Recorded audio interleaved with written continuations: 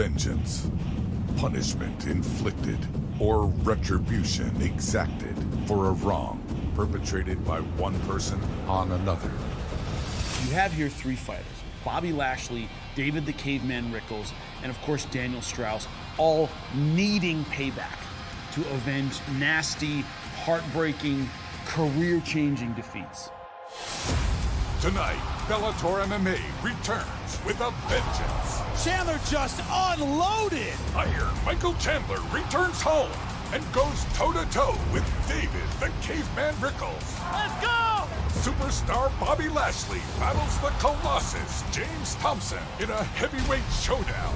And in the main event, featherweight world champion Patrício Pitbull Oh my God! takes on Daniel Straus for the third time. Pitbull's still the champion. Plus, lightweight world champion Ill Will Brooks defends his belt Bang, right on the dot. when he faces submission master Marcin. A knee bar, a scream, fight is over. Bellator MMA, presented by Miller Lite, starts right now. St. Louis, Missouri. Tonight, the center of the country is center stage for what may very well be the most important night in Bellator history. You are inside the Scott Trade Center, underneath the arch. On a night, Bellator MMA is here with 3 rematches. On a night, Bellator MMA is here with 2 world title fights. On a night, Bellator MMA is here with a vengeance. It is always great to see you, Sean Grande and Jimmy Smith, but especially tonight. Bellator's homegrown talent will be featured. 2 names always pop to the top of that list: Will Brooks, Patrício Pitbull. 2 world champions often consumed with each other, especially this week. But tonight, they've got bigger fish to fry. That's right, both of them have tough challenges in front of them, and that is for a reason. Straus, of course, it's so hard to get a rematch in MMA. The reason he gets his tonight is because he was so dominant last time against the champion Patrício Pitbull. He made a mental mistake and let that fight get away from him. Will he do the same thing tonight? That is the question. The weight class up, 155. Marcin held the submission specialist. Great jiu-jitsu, great leg locks, unorthodox. Once he gets to the ground, he will finish you. The question is, can he take down Ill Will Brooks? Great balance, great takedown defense, a physical beast who has yet to be tested at 155. He is outstanding, especially at keeping a fight on the feet. One will become the lightweight world champion. Michael Chandler once was the lightweight world champion. He is on his way back to becoming the face of the company. That's what he hopes. To do that, he'll have to beat the personality of the company, David Rickles. You know, the thing is, the personality covers up the fact that he is an outstanding fighter with the real skills in MMA. He's a giant at 155, fought comfortably at 170 pounds. His greatest strength, though, might be his greatest weakness. Tends to be aggressive, a bit reckless. He gives counter-punching opportunities to his opponent, and that's what Michael Chandler does so well. He starts very fast. He's explosive, dynamic, and has incredible finishing power, not just on the feet, but on the ground. Caveman has to fight a smart, civilized fight tonight. Can he do that? Maybe the only thing more exciting than what is now in Bellator is what is in the future. We're going to see James Thompson and Bobby Lashley later in this one, the heavyweights. That's right. The key for Bobby Lashley is the takedown. The key for Thompson is to use his size, his range, making a striking battle. Don't let this fight go to the ground. And once again, fight a smart fight. Will he do that tonight? Could Bobby Lashley be a future heavyweight champion? Could one of these two become a future featherweight champion? These are 2 of the most exciting young fighters in Bellator. And in a stacked division, you can't just win, you have to make an impression. That's what both fighters need to do tonight. Lawrence and Sanchez, both bangers. Justin Lawrence, the American kid, spectacular striking, wants to make impact in his hometown. Emmanuel Sanchez wants to be the Oscar de la Hoya of MMA. These 2 tee it up next.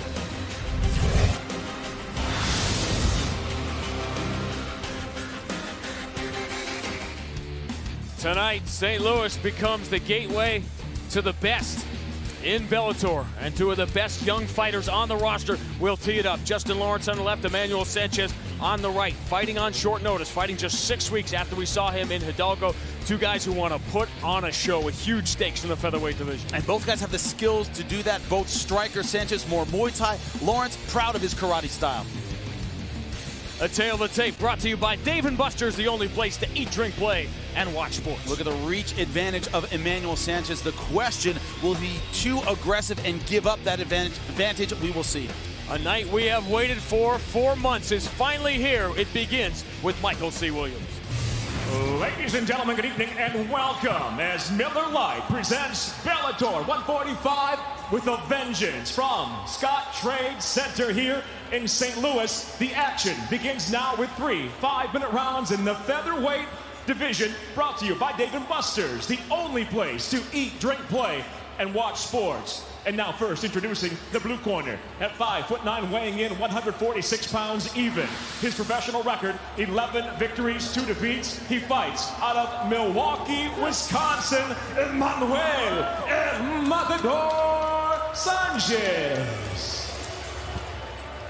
And across the cage, fighting out of the red corner at 5'8", weighing in 146 pounds. As a professional, 8 wins, just 2 losses. He fights out of Pacific, Missouri. Introducing Justin, the American Kid Lawrence. In charge of the action, your referee, Big John McCarthy.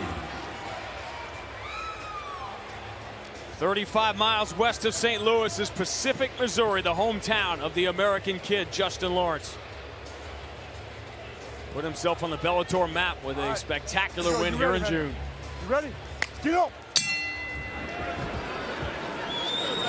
The fight clock brought to you by Miller Lite, the original Pilsner Cheers. It's Miller time. These two do not figure to waste any time.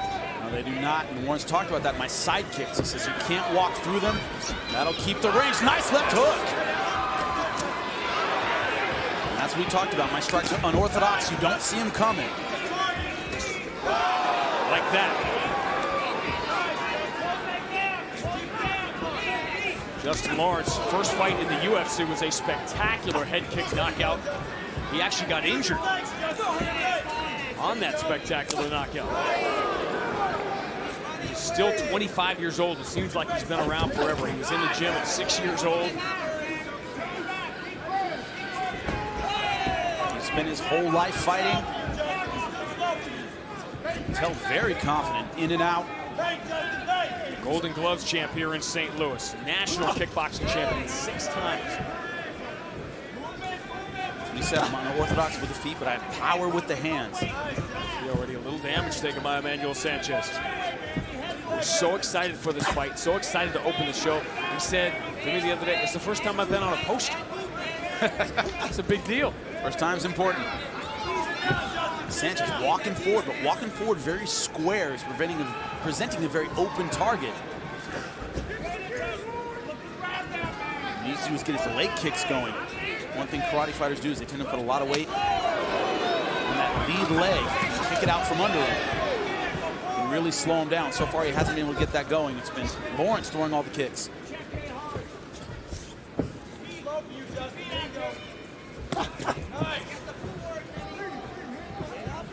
Download the new and improved Bellator MMA mobile app for exclusive videos, fighter stats, upcoming events, and ticket info. We'll be telling you a lot more about upcoming events later on tonight. You can also become the 4th judge, score every round live with other fans. Available now for iOS and Android.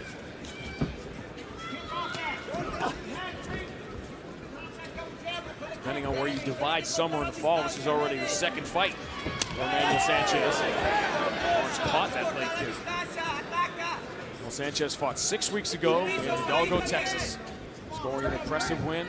What are the pros and cons of late notice? You don't have time to get out of shape, in a sense. We only fought 6 weeks ago, so he's still pretty fit. He didn't go up the scale and then eat a whole lot, didn't have a bad cut.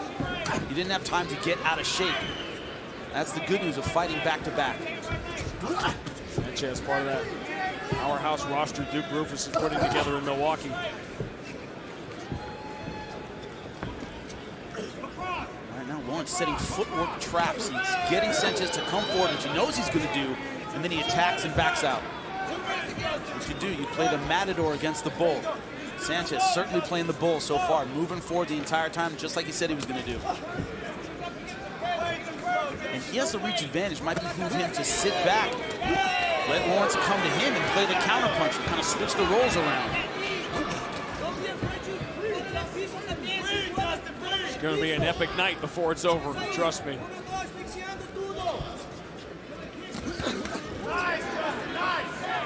all about counter strikes right now. Usually guys with a point fighting kind of style, they play from the outside, and when you get inside, you can have your way with them with the punches. Not Lawrence. He's throwing nice, tight combinations, thudding punches when they get in that kind of range. So he's not just a long-range fighter. That's impressive. It's really impossible not to like these two guys when you spend time with them. It makes you realize what good shape the featherweight division is in with these two. Just at the start of things, just both 25 years old. Now, one thing I haven't seen in a lot of fighters who are 25 is scar tissue like you see on Sanchez over both of his eyes. Really bad scars. Those open very easily. That might be a factor in this fight. He bled quite a bit against Corrales. Just 6 weeks ago. Yes. The scar's still very fresh. It was a split decision win for him. But it was kind of an opposite sort of scenario. He was the boxer, he was the volume puncher against the brawler in Corrales. Well, now he's facing a guy who's fast, who's angling well. He's being the guy walking forward, trying to be the aggressor, but Lawrence so far ready for his attacks.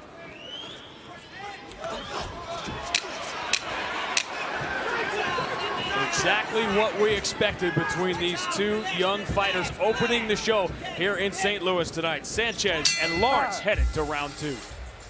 Entertaining opening round between Emmanuel Sanchez and Justin Lawrence. Get up. The Sanchez corner liked the leg kicks. They want to see more of that in round 2. It's a way to slow down a karate fighter. They rely on that movement. They're a little more wide with their base like that. You see him leaning a lot on the lead foot. Kick that leg out from under him. Lawrence just hasn't been a stationary target. The weakness to Muay Thai in traditional kickboxing is there's not a lot of footwork.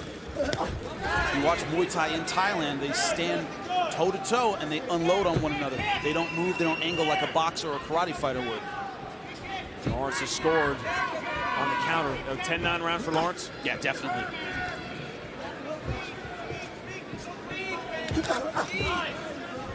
That's what I find so impressive, is good hand speed and accuracy.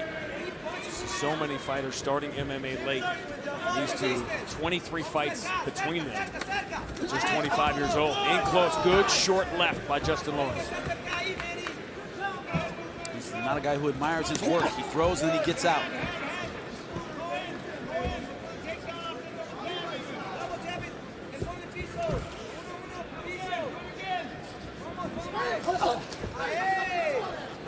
Talk to Justin Lawrence about what he would tell his 20-year-old self. He wouldn't change the outcome. He wouldn't change anything he has been through. He's learned so much. The Ultimate Fighter experience. He took one there. With lead right, Sanchez setting this up.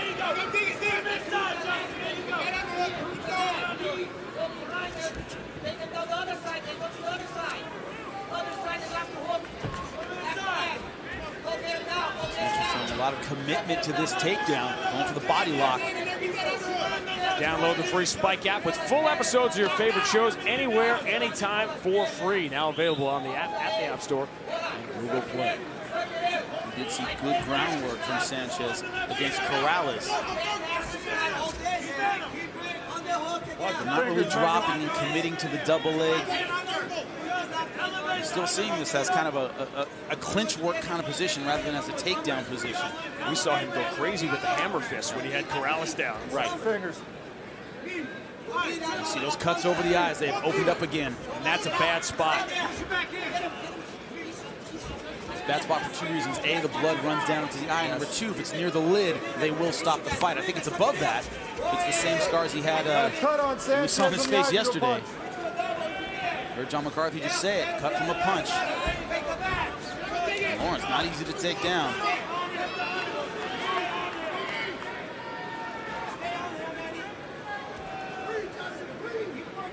Come on, gotta work. Go after it. John McCarthy will not be that patient. They go in the cage. Cannot grab the cage.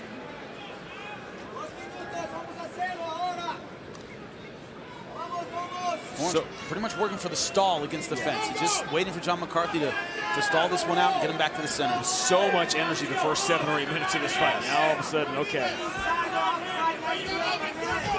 but not a lot of effective aggression by Emmanuel Sanchez. He's the one pushing him against the fence, but not getting close to the takedown, not landing any significant strikes, little stuff to the thighs, but to me, not enough to get the round back at this pace.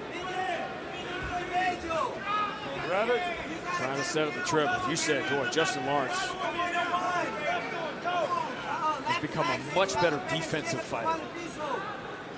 Work it out. Let's go. Justin Lawrence is looking up at the clock. That's comfort. Finally, John McCarthy will separate.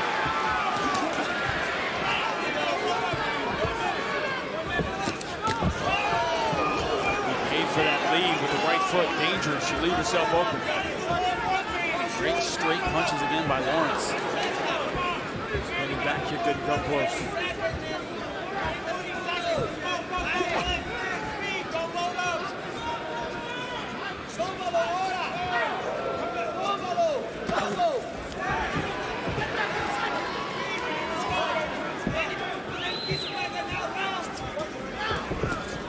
This is a great time to point this out. The guy going backwards isn't the guy who's necessarily not in control. Very, very true. Oh, nice huge right kick by Sanchez. Lawrence is stunned and he's hanging on now for dear life with 10 seconds to go in the round. Unbelievable, like you said, completely in control, but ate a big one. Man! Sanchez waited nearly 10 full minutes for that opportunity. He took advantage right there. Third round coming up. Don't go anywhere.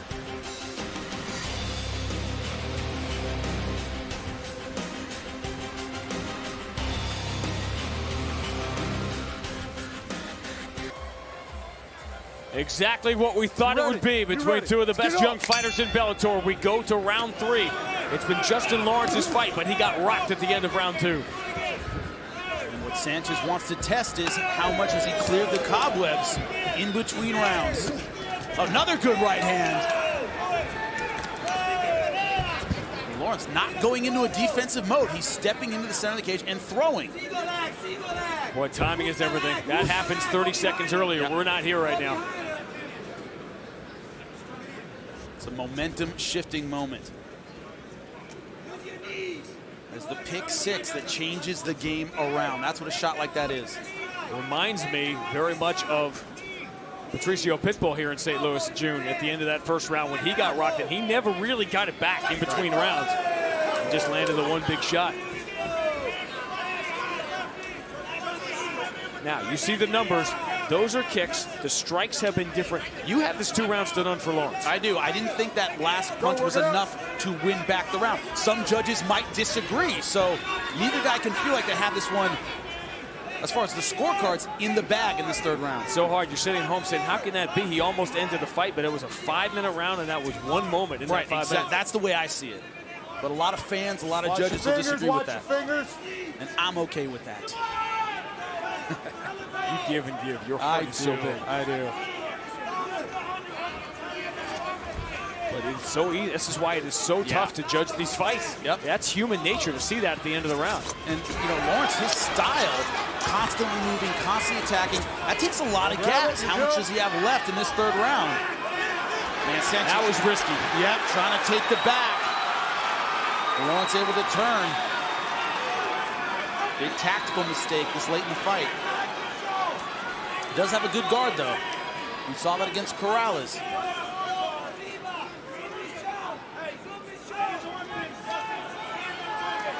I've seen moments like that at the end of the 2nd round where a fighter literally won't remember anything past that after the fight. You know, Lawrence could be fighting on guts and instinct right now. Lawrence, man, has to be careful. Sanchez, a good guard. He's always cutting angles, always looking for something and throwing elbows. You always talk about this. This is a great visual of it, how hard it is to hang on in the 3rd round of a fight when there's a lot of sweat, there's blood. It's so much more difficult to hang on. Yep. But right now on the bottom, Sanchez so far being the more active fighter. Problem is, to a lot of judges, if you're on top, you're the one winning. Sanchez, you know, landing good elbows from the bottom, going for a lot of submissions, now trying to lock up a Kimura. that strategy he had against the fence, just hold on and stall, is not working on the ground because Sanchez being very active. He's working very hard for it. And that's the danger. Cut on Lawrence to do a punch.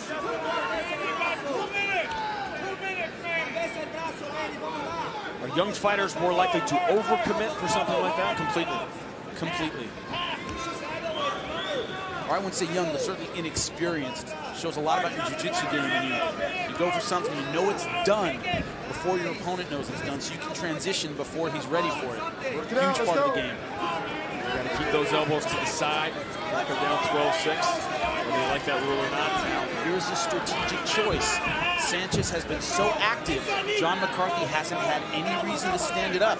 He might want to hold off on that for a little bit, let this fight stand back up, and see if he can hurt Lawrence. There's a lot of judges, like I said, will just automatically give to the guy on top, but I think Sanchez is winning this fight from the bottom, but I don't know if the judges will agree. This is going to be a tough one to call. Yeah. That's a good transition. Rolling for the knee bar. That's how minute 15 begins. So tough to hang on. Back to the Kimura. Not in a good hip position to finish that, though. Lawrence looking for the back. Look at that mobility of Sanchez. Now able to get around the leg. This has been 3 different fights in one. Completely. What you love to see, man, versatility. And they stand as we enter the final 30. Sanchez still coming forward. That line in the featherweight division is so long. Neither one of these guys wants to lose their place. Both of these guys knew they were going to start off the show. They said, we want to start it off right. I think they did. 15 dazzling minutes from Emmanuel Sanchez and Justin Lawrence. At stake, their place in the overcrowded featherweight division. Who steps forward and who steps back? We'll find out next. Justin Lawrence and Emmanuel Sanchez wanted this moment. They wanted to open the show, and they did not disappoint. Let's check out the Blackheart replay. And this could be the turning point of the fight. Look at this kick, the end of the second round. Look at the eyes of Justin Lawrence, and that gave Sanchez momentum. That gave him confidence going into the third round. It's going to be a tough one to score, my friend. This is all going to come down to how they scored round 2. Exactly. You had it for Justin Lawrence. I had it for Justin Lawrence, but only the first round was really clearly belonging to Justin Lawrence. You saw how close the strikes were. You see how close Jimmy's scorecard is. I imagine the other scorecards are going to be close as well. Let's find out. Ladies and gentlemen, having gone the distance, we'll go to your 3 cage-side judges. Your first judge, Robin Veal, scores the fight 29-28, seeing it for Lawrence. Your second judge at cage-side, Justin Brown, scores the fight 29-28, seeing the fight for Sanchez. Your third and final judge, Travis Busking, scores the fight 29-28 for the winner by split decision, Emmanuel Sanchez. You knew it would be a razor-thin margin. I have a hunch, a very strong hunch. We will see these two again. Right now, we'll see Emmanuel Sanchez with Jimmy Smith. Emmanuel, my first question for you, a very close fight. The first round, no, you look terrible, I can tell you that. You don't have to look at the screen. It's a price of fighting. But a tough first round. What gave you confidence going into rounds 2 and 3? Was it that kick at the end of the second round? I believe it was that kick and my pressure. Hey, everybody, give it up for Justin. Give it up for Justin, St. Louis. I've been growing up.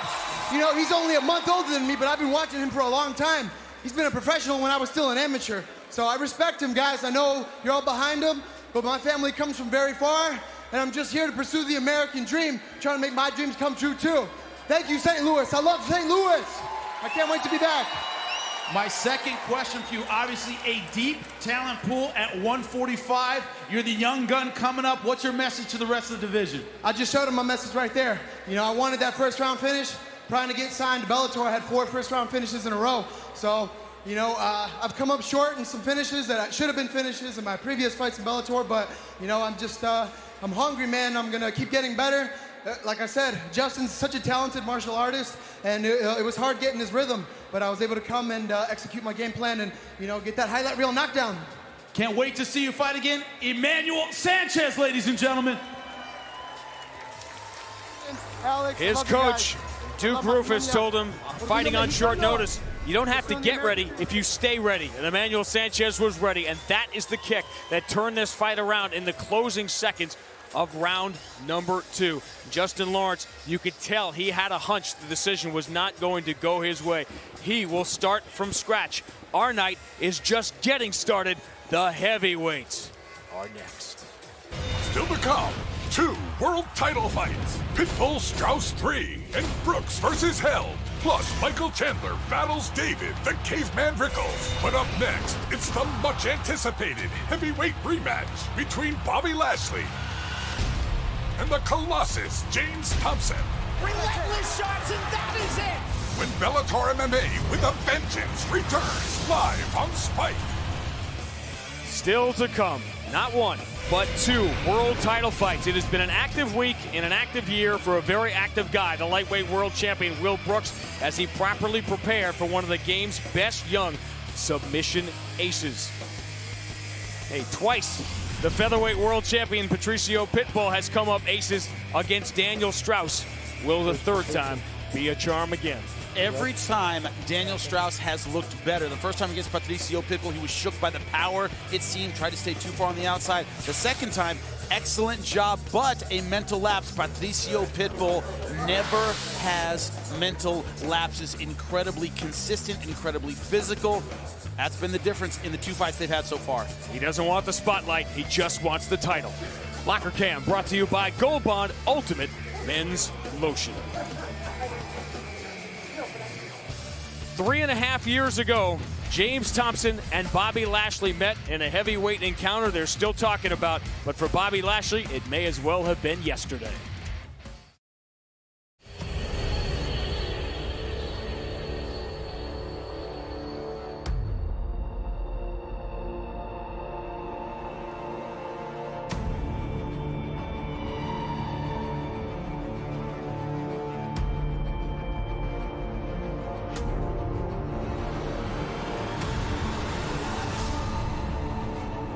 Because the judges, you feel, got it wrong last time.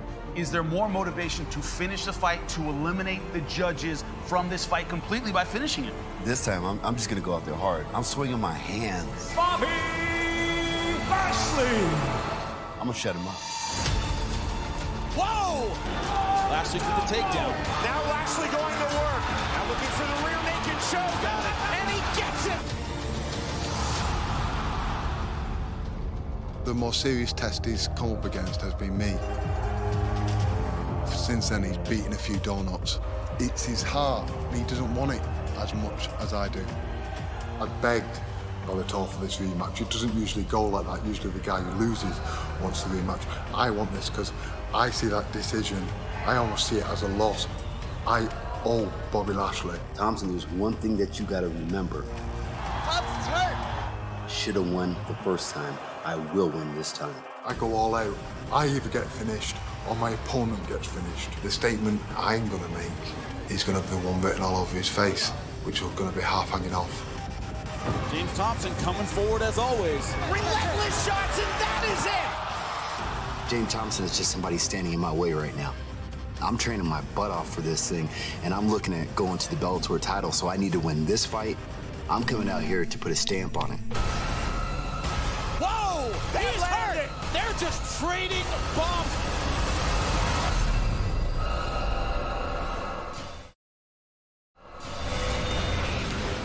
Bobby Lashley has accomplished so much in his professional career, but he's got 2 big things ahead of him. He wants to be the heavyweight champion, but first, he has to beat that man. Lashley Thompson is next, and a special guest. It's true.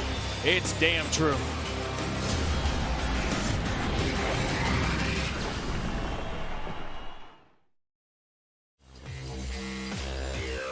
There are 3 of us sitting here, 2 Hall of Famers. Both of them are Kurt Angle. Amateur Wrestling Hall of Famer, Pro Wrestling Hall of Famer. It's been about a week and a half since the announcement that you were going to be part of things here at Bellator, and it looks like you have just had a blast. Oh, I've had a blast. I went to Dave & Buster's last night. To see all those legends in one room, it was electricity. The fans were great. It was a big win-win for Bellator and the Bellator fans. If you've never been at Fan Fest, you got to go. It's an awesome time. I had a great time as well.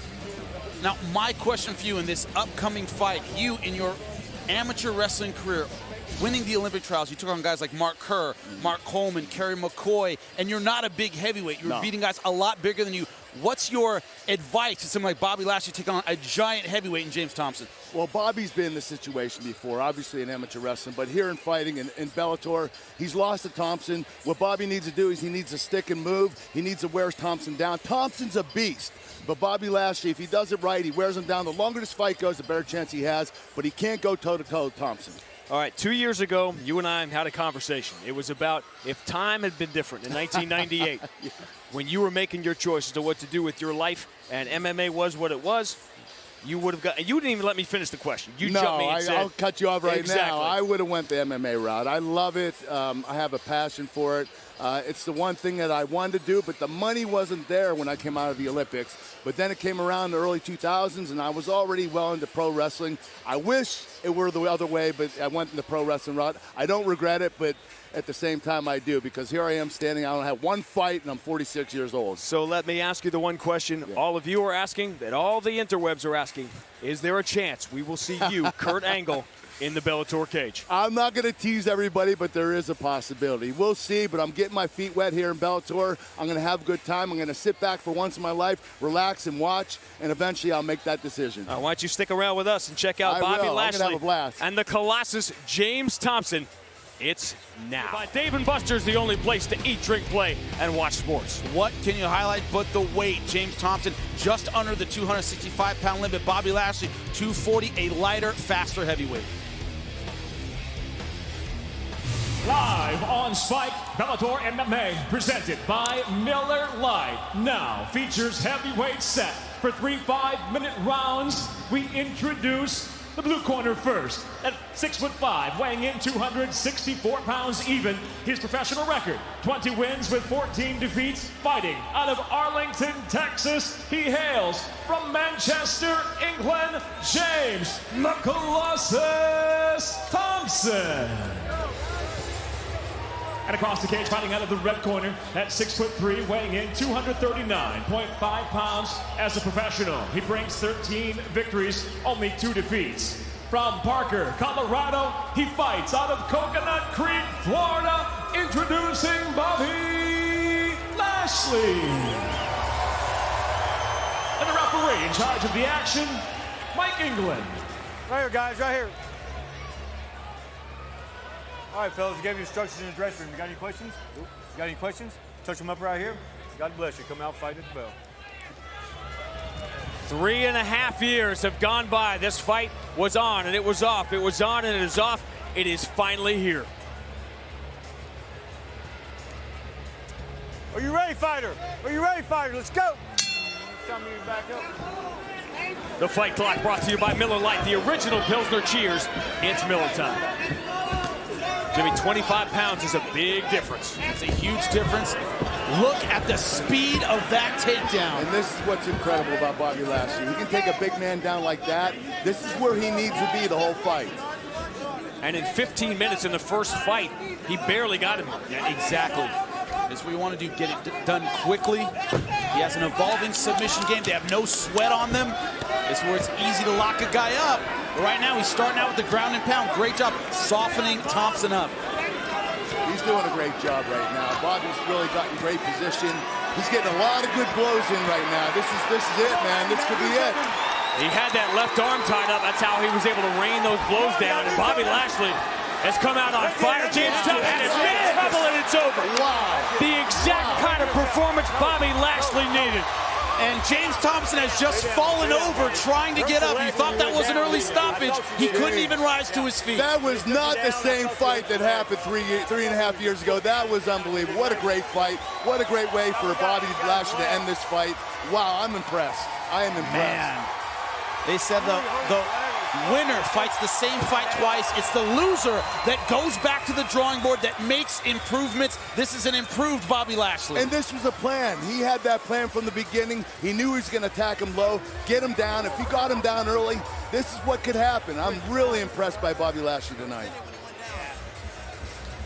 Let's check out the Blackheart replay. Can you be able to get on the stool? Or... Now, watch the left knee. Yes. Man, beautiful single leg, straightening out the ankle. And look at the wince of pain. I think James Thompson got injured with that takedown. Yep, bent his knee the wrong way. Yep. His knee, yes. Bobby Lashley went with the shoulder. He came in at the shot. He didn't stop. He plowed through that knee. Yep. He didn't stop at the knee. He plowed through it. That's the right way to take a guy down. Unfortunately, injuries occur, and this happened tonight. It was almost an ankle pick and a single leg at the same time, without a straightening doubt. out the leg. It was a lower single leg. Yep. You're right, a low-level single leg. And once that happened, it was all over. Beautiful ground and pound.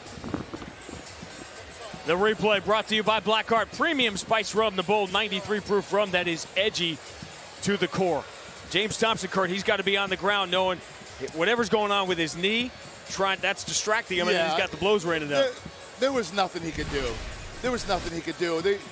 He had to do what he had to do. He was trying to protect himself, but his knee was blown out. He knew the fight was over. Bobby Lashley with Jimmy Smith next. For 3.5 years, Bobby Lashley has waited. He has stewed over the loss to James Thompson. It was worth the wait. Let's get the official word. Ladies and gentlemen, inside the Bellator cage, the end comes quickly. 54 seconds into round number 1. The winner by TKO, Bobby Lashley. 7th consecutive win for Bobby Lashley, and now for the first time he can truly look ahead to the heavyweight title. He's with Jimmy Smith. Bobby, my first question for you. You wanted to throw hands, you wanted to finish, you didn't want to leave it to the judges. How does it feel to do that in the first minute of the first round? That feels good, man. I had a great training camp. I feel light. I feel fast today, so I knew that I could probably do anything I wanted in that fight. Now, I had Kurt Angle beside me during your fight. He was impressed by that takedown. Talked about your athleticism, your speed. What does that mean for your opponents moving forward? Man, they got to do more than just practice defense, because I don't think they can stop my takedown. I don't think any of these heavyweights can stop my takedown.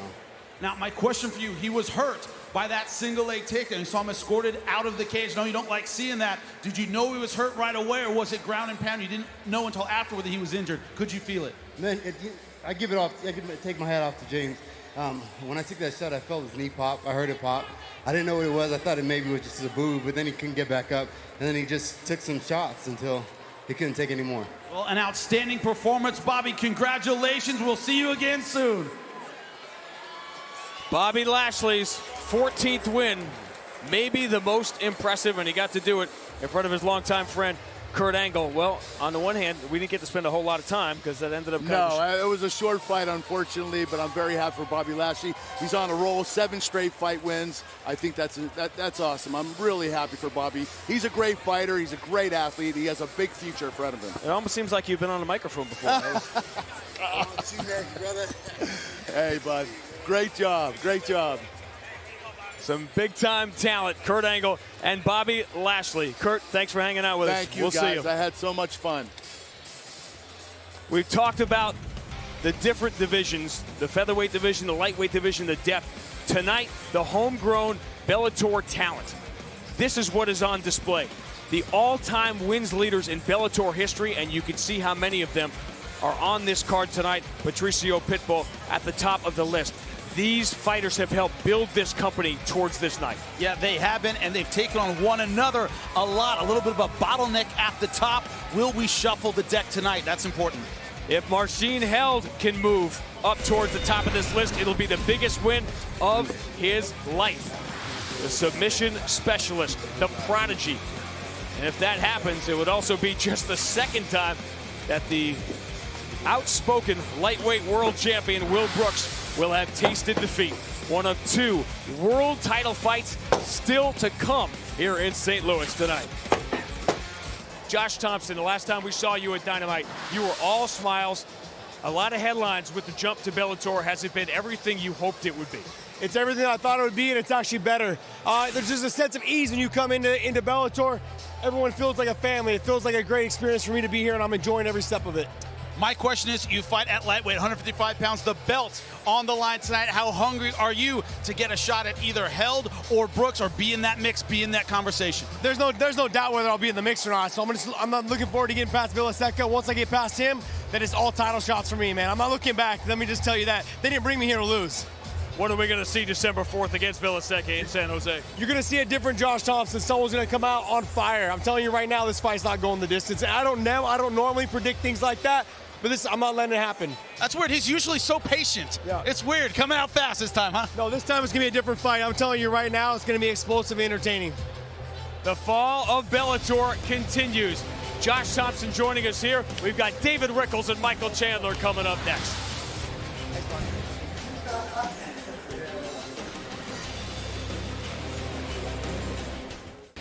The iconic arch of St. Louis, Missouri, and we have seen some iconic moments in this building for Bellator already this year. You referenced, Jimmy, the lightweights.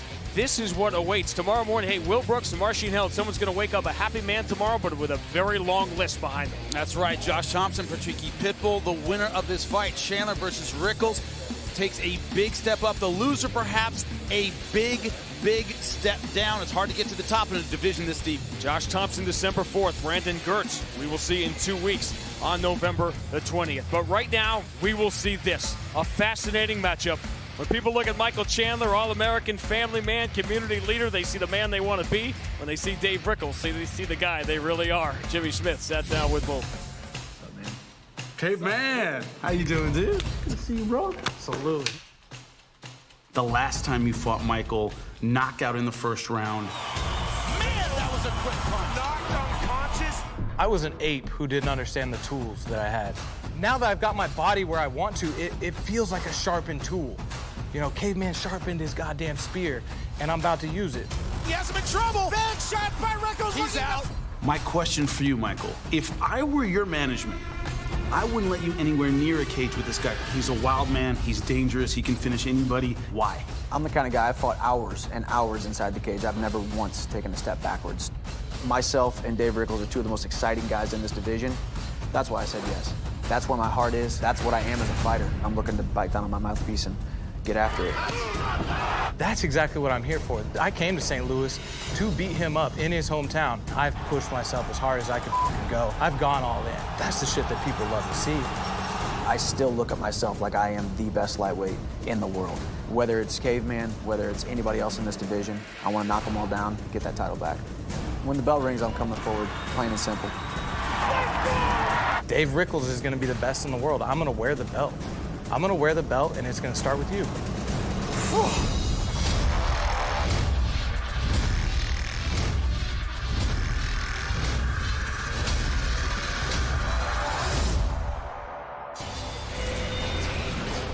Michael Chandler, the former world champion, turned it around the last time he was here in St. Louis. Looking to continue the role.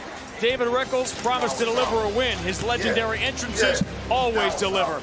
Enter the Caveman next.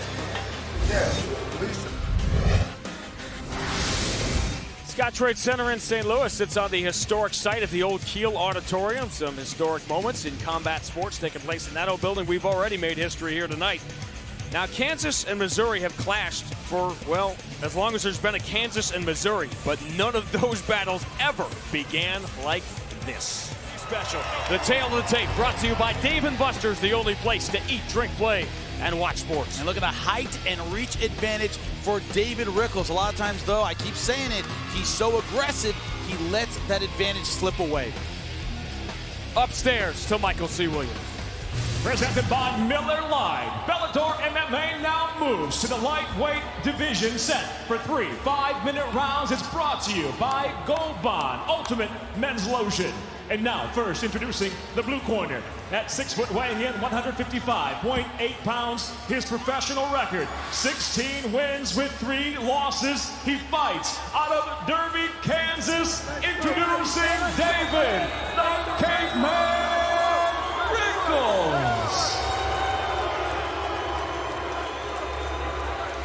And across the cage, his adversary, fighting out of the red corner, at 5'8", weighing in 155.8 pounds, the former Bellator lightweight world champion tonight stands with 13 professional victories and 3 defeats. Hailing from High Ridge, Missouri, introducing the former Bellator lightweight world champion, Iron Chandler. In charge of the action, your referee, Mike England. All right, guys. Right here in the center, right here in the center. All right, fellas, give you instructions in the dressing room. You got any questions? Got any questions? You touch them up. God bless you. Come out fighting at the bell. The saber-toothed tiger and the Missouri tiger. Stakes are high. Emotions in the building right now are higher.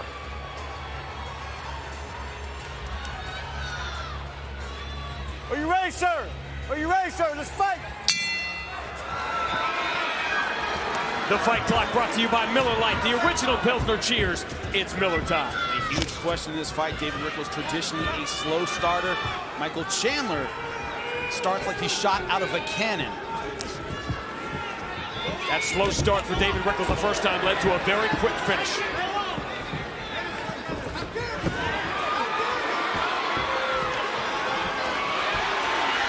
Strong start by Michael Chandler. Good throw. And once again, he starts faster than Dave Rickles, but this time, can Dave Rickles weather the storm? Dave Rickles dropping down to 155 is not used to being in there with guys stronger than he is. Everybody thinks of what they'll gain changing weight classes. You don't think of what you'll lose. Guys at 155 much faster than at 170. Hard to see those strikes coming.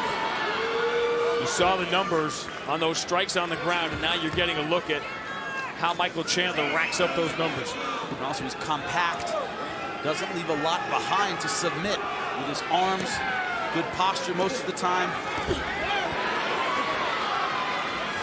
Not easy to work from the guard if you're David Rickles. And he has an excellent guard. Michael Chandler, hard work, self-made. He wasn't a state champion in high school. He just outworked everybody. He was a walk-on at the University of Missouri.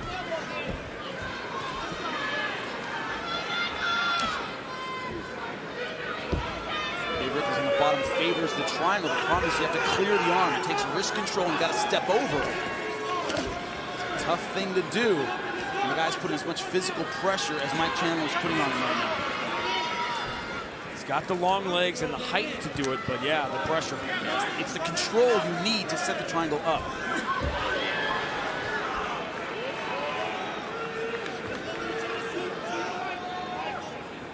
Wrestlers spend their whole career training submission defense. They just don't know it yet. Elbows in tight, head up, straight posture.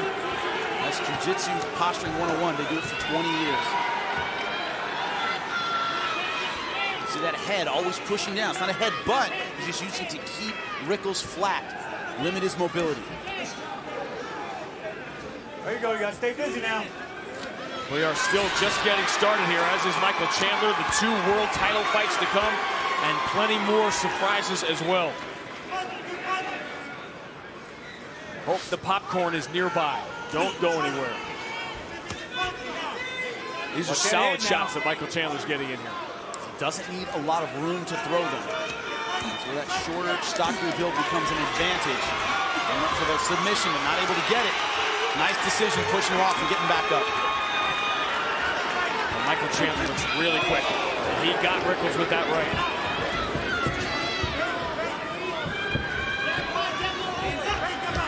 There's a part where you worry about Chandler's stand-up because he keeps his hands very low. He relies on that speed rather than the hands-high defense, not a lot of head movement. He relies on his physical advantages when he's striking, defensively speaking. Everything about these two is different. There's a contrast in the way they approach everything. Rickles much more traditional. Drop the leg kicks from the outside, using his range advantage. Making Chandler come to him. What he's yet to do is look at that lead hand going. He's waiting for Chandler. He's trying to counter-strike. The problem is Chandler's been a little too quick for that strategy to work. Rickles has been patient. Another takedown.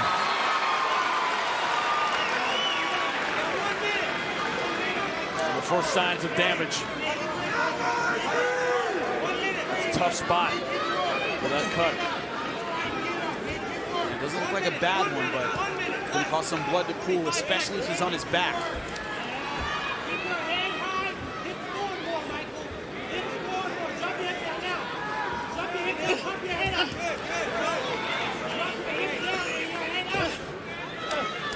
One thing about Chandler, having spent so much time as the champ, he's used to 5-round fights. He has great condition. Rickles more active this time. For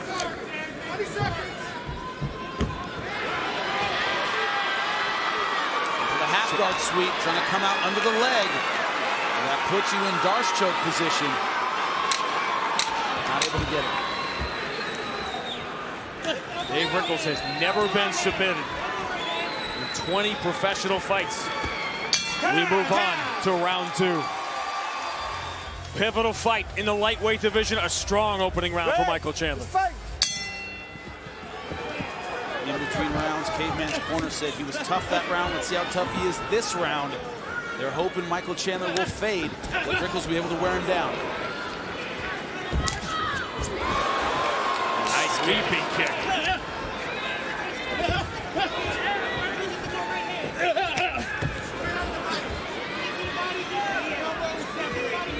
No surprise with those numbers. A lot of those strikes on the ground, 69%. That's target practice.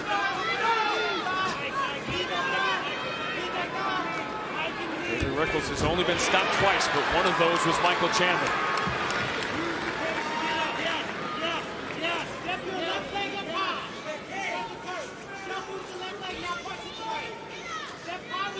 One thing in the Will Brooks fight, Will able to stop a lot of takedowns. It made Michael Chandler spend a lot of energy to keep Will Brooks down.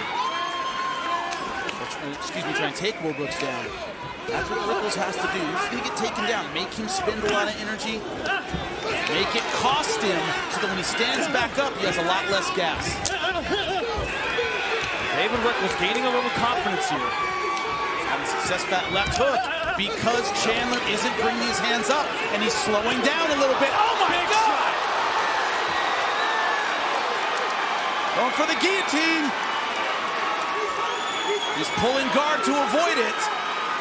Just when momentum was swinging his way. Wasn't sure the wherewithal David Rickles would have it to pull him into guard here. Both took big shots in that exchange. Man, what a shot, and he's bleeding severely from the mouth. I thought I might have seen a tooth fly out when he hit him, because he's bleeding from the nose, maybe from the mouth as well. Chandler all over him. David Rickles trying to weather the storm. He's in a lot of trouble. Huge right. And going hard for the guillotine again. Rickles able to defend.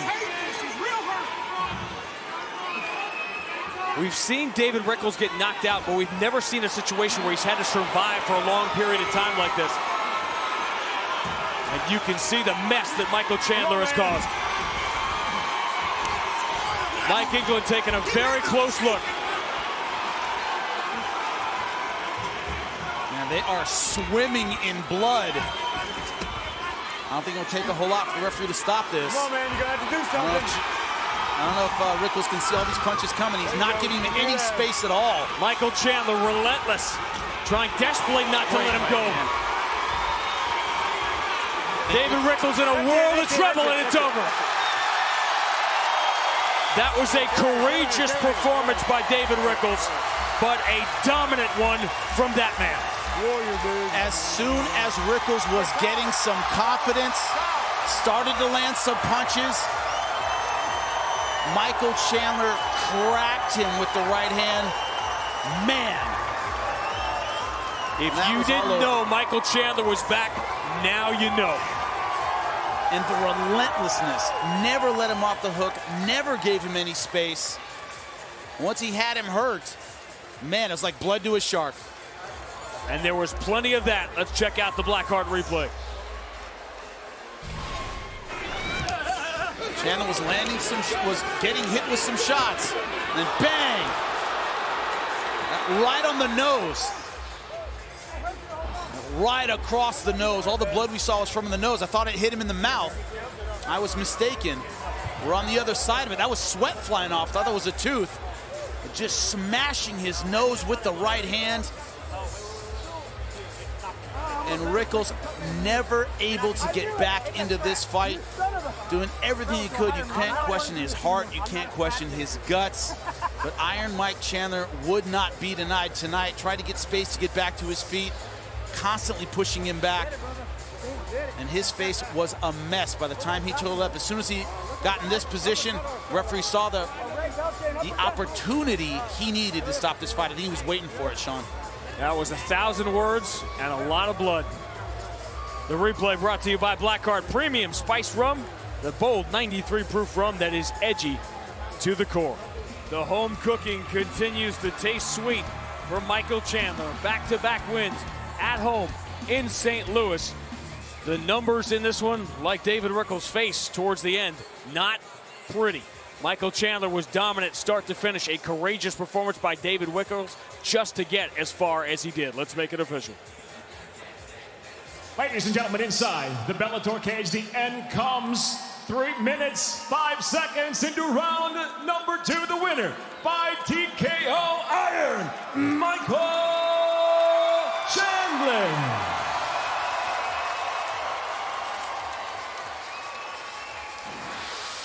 A lot of respect between these two. The former lightweight world champion would like to be the future lightweight world champion. He's with Jimmy Smith. I'm here with Iron Mike Chandler. Mike, my first question, just when he was coming on, just when he was starting to land some strikes, you land the shot that put him away. How does that make it sweeter for you? Listen, man, I don't even deserve to take the credit for this. I've had so many people just pouring into my life over the last decades and decades. Right here in Missouri, I thank you guys so much. You know, just trying to stay calm, let the fight progress. I started this sport going out and finishing every single guy that you don't remember, that you got to fight 15 minutes. You got to settle into a 25-minute war sometimes. And just listen to my coaches. I love you guys. Thank you so much. And, you know, the finish came, and Rickles is a tough son of a gun. Now, tell me about fighting here. Seems to bring the best out in you. What is it? Scott Coker, please keep coming to St. Louis. The St. Louis fans are the best fans in the entire world. Listen to them. I love you guys. I feed off of this. My heart and soul is right here in the Midwest, Missouri, St. Louis. I love you guys so much. The belt on the line tonight, Ill Will Brooks versus Marcin Held. Two guys you know very well. How bad do you want the winner of that fight? I want it so bad I can taste it. I've been tasting it for years now, man. The dry spell I went through, 668 days without a win, makes wins like this right here in front of the St. Louis crowd so much sweeter. I deserve that belt. I believe that in my heart. I think I'm the best fighter in this division. I think I'm the best lightweight in the world on any given night. I hope those guys battle it out for you guys. I want the winner, Scott Coker. Make it happen. If not, I'll knock every single one of you lightweights down to get there. You heard it. Let's give it up for Iron Mike Chandler, ladies and gentlemen. He went through the forest and has come out on the other side. Michael Chandler is back. And we see both sides of him. A dominant, brutal performance, pounding David Rickles into this second round TKO. And a very, very proud family of Michael Chandler. David Rickles gave everything he could to this fight. He was outmatched tonight. He was just a step behind. You cannot be a step behind against this man. You will pay. Big wins tonight for Michael Chandler, for Bobby Lashley, for Emmanuel Sanchez. We have huge announcements coming up throughout the course of the night. My phone is blowing up, and the internet, take it away. Looking at that shot, what does that mean? It's time to battle for Bellator Gold. Still to come in the main event, it's Pitbull is out cold versus Strauss 3. But there's the tap. But up next, the lightweight belt is on the line when world champion Will Brooks collides with Marcin Held. It's the first of 2 world title fights when Bellator MMA, presented by Miller Lite, returns. That man is one of the best pound-for-pound fighters in the world. If you don't know him, you should and you will. He is in 28 fights, 2 single rounds from being undefeated. His only 2 losses coming by split decision. He is the featherweight world champion. Daniel Straus' Cincinnati Bengals remain undefeated. They could be headed for the Super Bowl, but his Super Bowl comes tonight. One more chance to become the world champion. Locker Cam is brought to you by Gold Bond Ultimate Men's Lotion. But first, the lightweight world title is to be decided between Marcin and Will Brooks, a complicated human being. The hardest thing to figure out, besides the man, is how to beat him.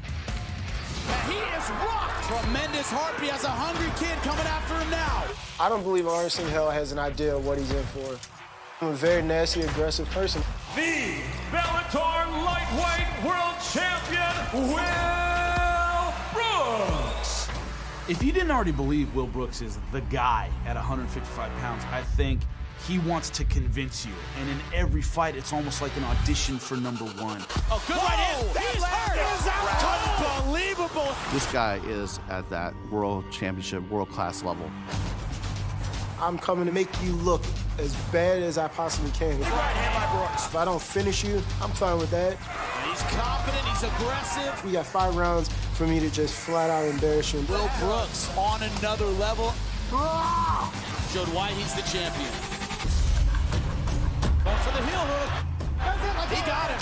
He tapped. It's over. That is some great jiu-jitsu. Marcin, he's a clean-cut, smiling kid. And he will break your leg and not lose a moment's sleep over it. Whoa! Nice submission. Knee bar position now. And look at his hip. There's a scream! And there's the victory for Marcin. What the champ has to worry about is getting his leg twisted the wrong way. Because if Will doesn't know how to skate, it's over. Marcin is going to be the new champ. This is the moment I have been waiting for since I was a little boy. I started playing jiu-jitsu when I was 9 years old. I don't want to hear my opponent's legs walking, but if he doesn't tap, it is what I have to do. He got it, and it's over. Going hard for the heel hook. That's it. There's the tap. Leg locks are the taboo of jiu-jitsu. It's like nothing else in sports, where you might see someone's career end right there intentionally. You have to be cold-blooded, and do not think for 1 second Marcin is not cold-blooded, because he is. Oh man, tap for snap. Oh my God, this is unbelievable. How does Marcin win this fight? He doesn't. He does not win this fight. There's nobody that's gonna come in my castle and take over my crown. I've got my family, I've got my fiance, I've got a baby on the way. You know, I gotta do everything I can to protect him, and Marcin is trying to come into my castle and take my crown, and I will not allow it. He can grab a leg and I will break his face. He's messing with a different animal right now.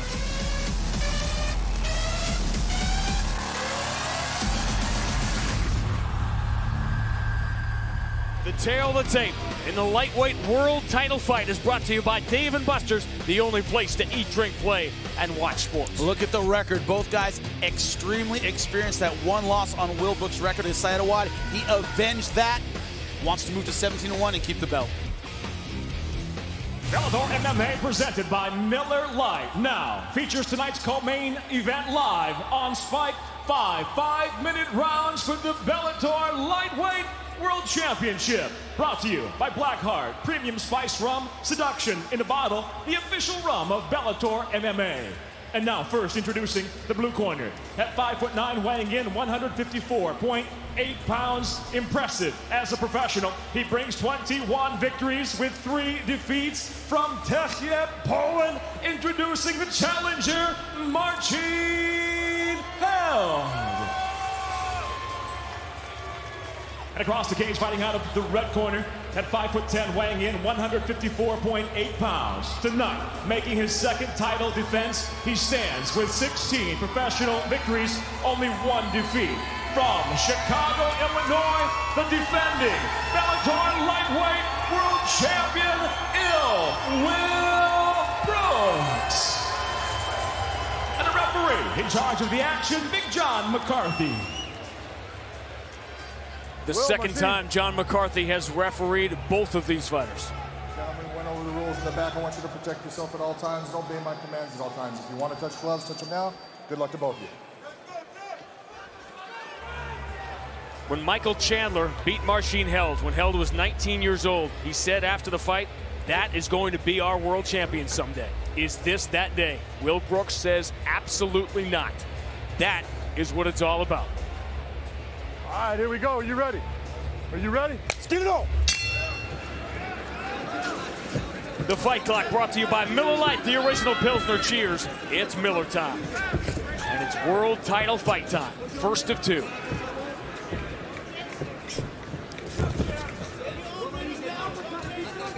The question is, what has Held picked up in the world of kickboxing? Knocked out Ryan Healy. You know, he does have power when he turns over his punches, but is he a complete striker now?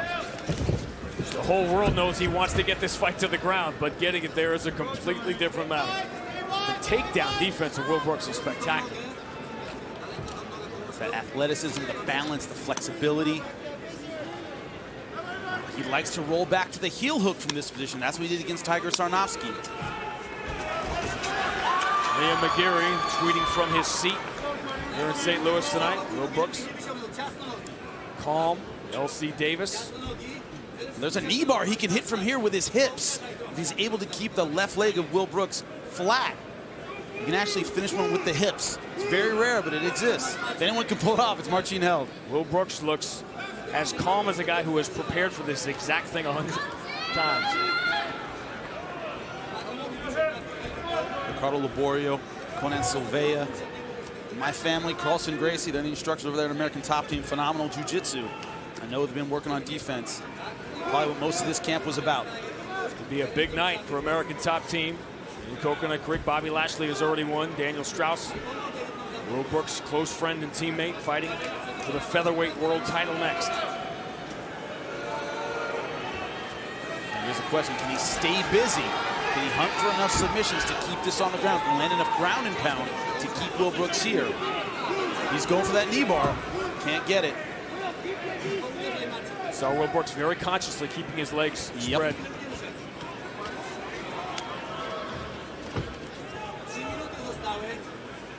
The clamp he's keeping on that leg. That's what's keeping Will Brooks from popping back to his feet. Jiu-jitsu's physical chess. It's the little moves, the little setups that make everything else work. It's not always the big movements. He's trying for that knee bar. He's going for it, and he's letting it go when it's not working. It's hard for us to see from this position. That's partly what's keeping Will Brooks where he is. He feels what Marcin Held's going for. Will Brooks looks like he's about to take a nap. Look how calm he is. Game face, that's what you need. What's hard to understand about mixed martial artists is we're always training with people better than us at something. Getting our butts kicked, being in bad position isn't weird for us. It happens to us all the time. And sometimes it's more dangerous to try and escape than to stay where you are. Yes, very true.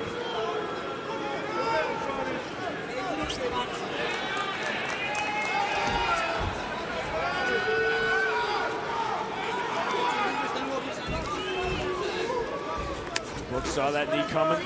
I remember the Dave Jansen fight. The last time we saw Will Brooks in the cage, he lost the first round. And came back stronger. Now going for the arm bar. Going for the right arm of Will Brooks. See him pull his shoulder out. Even on top, this isn't where he wants to be, especially early on in the fight. Maybe after he wears him down a bit. In the knee bar position. Don't hold the pad. See Will Brooks using that left arm. Remember, you can't hold the other glove. You can hold the wrist of Marcin Held, but you can't hold the glove. Trying to straighten out the leg. Problem is, his left leg is caught by the head. Yeah. See how Will Brooks is holding on to it? That hurts his leverage. Needs to free it. He's got it free now. Dangerous moments. Marcin Held really going for this one. Toe hold. And cranked his hard skin. Now back to the knee bar. This is where he finished Tiger Sarnofsky. Will Brooks trying not to flatten out. He might have it. He's got to get his right arm free.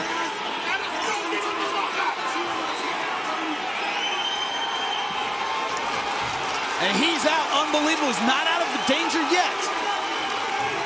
He managed to avoid the submission.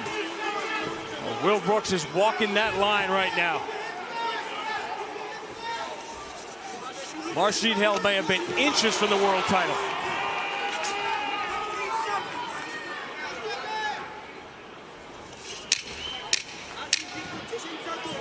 This sport began with jiu-jitsu dominating. Marcin Held trying to carry on that tradition. A late flurry from Will Brooks and the escape that got him out of danger. There you go, using his foot to free the other leg. Close one for Will Brooks.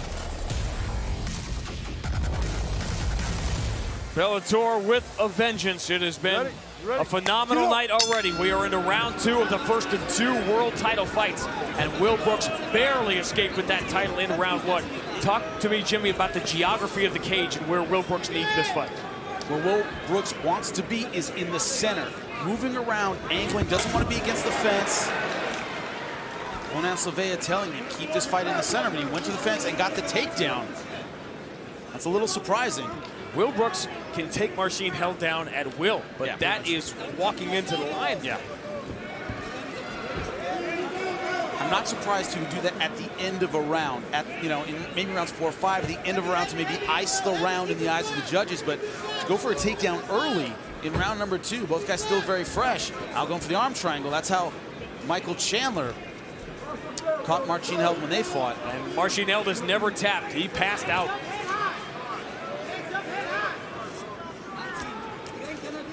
You know Will Brooks would love to end this by submission. Send a message. Look at his hips, always angling, always trying to set up, especially the right arm of Will Brooks. He's always working. He's never sitting there. Will Brooks, though, very careful. Now in triangle danger.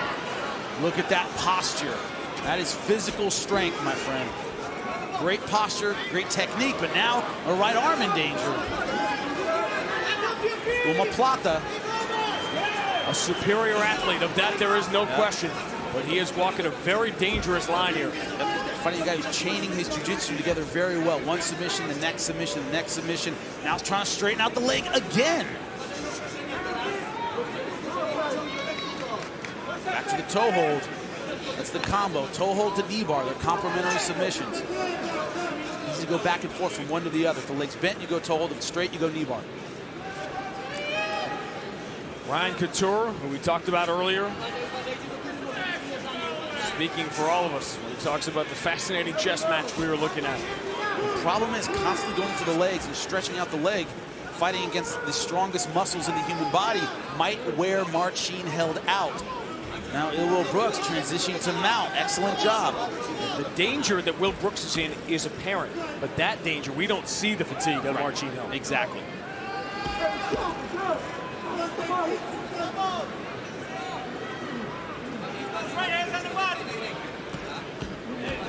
If you haven't stood next to him, Will Brooks has huge legs. Very, very strong. He is an elite world-class athlete, and he is showing here. It's that next generation of MMA fighters that were just great athletes, now transition to MMA. Now going for the arm triangle. Marcin Held trying to hold on to that right leg. But you can finish it from half guard. It is possible. He's going to want to try to pass to really secure this. He's inching towards it. Marcin Held, that was not a strong reach to keep him in the guard. Got to free that left leg. If he does, he can finish this fight right here. He's got it. Marcin Held trying to roll, though. Stepping on the leg into full mount, and he keeps him in the choke. Now the arm's free, but now he's in full mount. Will Brooks showing his jiu-jitsu in round number 2. It's impressive to beat a man in his own game.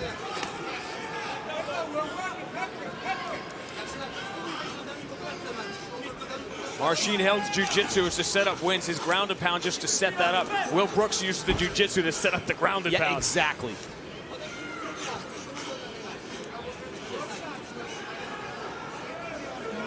It was so striking how calm Will Brooks remained when he was in so much danger. In key lock position, he has to keep that on flat. That's hard to get. But it does set up a nice short elbow. Marcin has not been under pressure like this.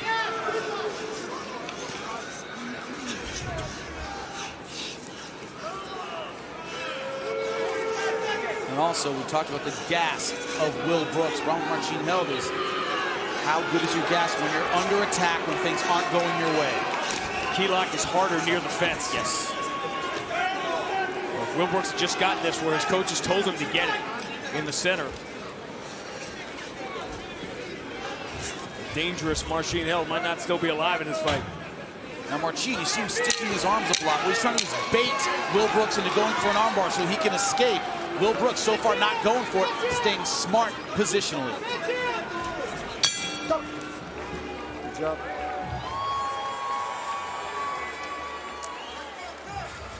Will Brooks jumps off his stool here for round 3. Ready? It's almost as if he just wanted to get this thing into the deep water. And it's also, I'm bragging, he hopped up before he had to, got to the line, and was dancing back and forth saying, I'm in better shape than you are.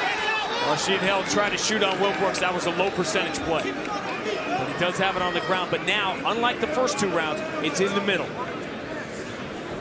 If Will Brooks can do what he did, passing in the full mount in the middle of the cage, as opposed to near the fence, this could be a different story. It's going to be a long 5 minutes from Marcin Held. That second round was a huge statement for Will Brooks. He said, hey, I can counter you. I have my own jiu-jitsu. You're not going to own me on the ground.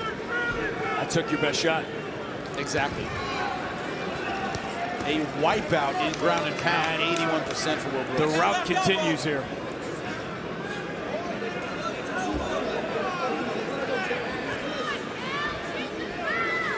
I love jiu-jitsu. It's my art. I do it all the time. The difficulty in MMA is it's an all or nothing kind of thing. If I go for submission and I don't get it, you eat a lot of punches. Hence the ground and pound wipeout for Will Brooks. Also, if your opponent gets out, unless you really strain something or hurt him somehow with your submission, he's fine. He pulls his arm out and he's fine. If I throw a punch, if it scrapes or kind of lands, it does damage. So jiu-jitsu, in a sense, there's an all or nothing quality to it in MMA. You go for 20 submissions. As long as I get out of all of them, I'm in good shape. Will Brooks with the temperament of an extraordinarily well-prepared fighter. Right. Tie kick, you can block it, it's still gonna hurt.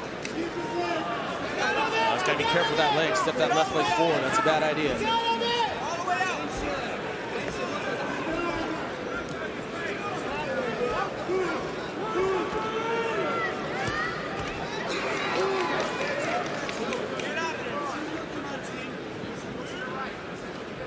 The problem also is that submissions don't get easier as the fight progresses. They get harder. You get tired. The sweat, your opponent get more slippery.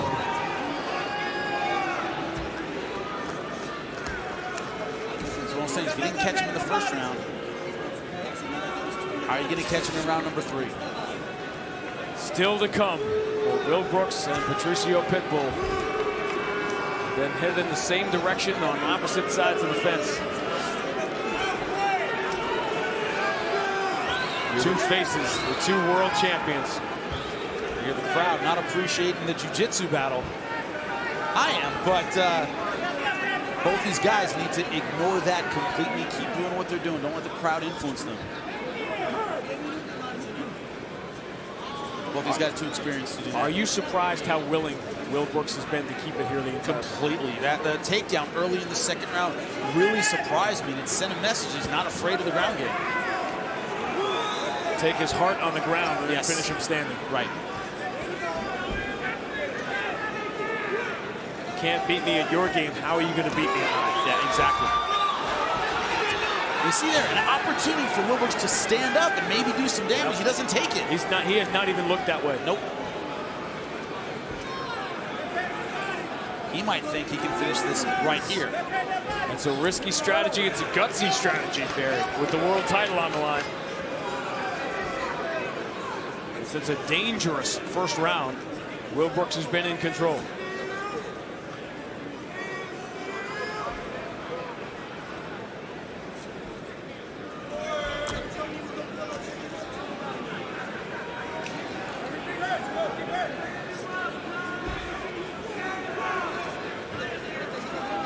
Brooks' best moment of the fight when he passed in the second round into full mount. Trying to use a half guard, trying to come out underneath the armpit of Will Brooks on the right side. He's going for that knee bar again with the legs. With the legs. That's what he's trying to do on top that you guys couldn't see necessarily. You see it there. It can be done. But it is hard to do.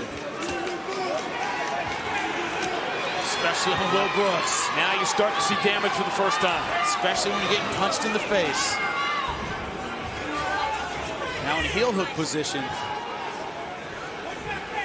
Got to straighten him out, but that's hard to do against the fence. He's in straight footlock position. That requires extension, and that's hard to do from here. Marcin Held has been here before. He's taken damage to go for these submissions, but never against an athlete the world-class level of Will Brooks. He survived some dangerous moments in round one, but the lightweight world champion in control now as we head to round 4.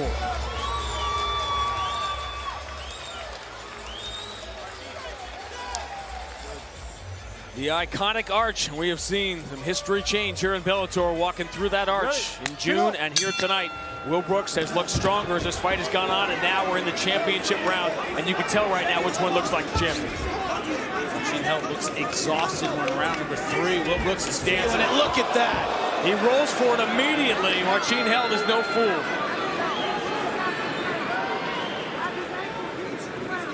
The kick and spun for the leg lock. Jimmy, your scorecard through 3. Easy, 2-1 for Will Brooks. I only gave Held the first round. Since then, it's all ill will. Inverted heel. Here it is. That's a dangerous one. Will Brooks goes for the wrists.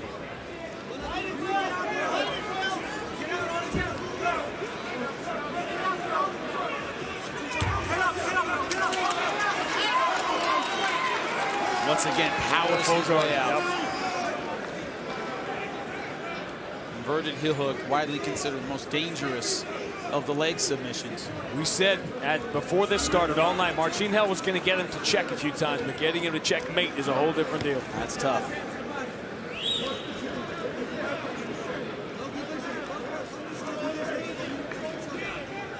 How mentally strong is Marcin Held to continue to do what he has to do to win this fight? Taking a ton of ground and pound.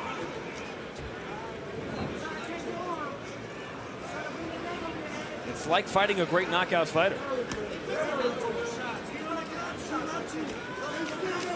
Just need that one moment. Poise of Will Brooks has really been so evident from the start.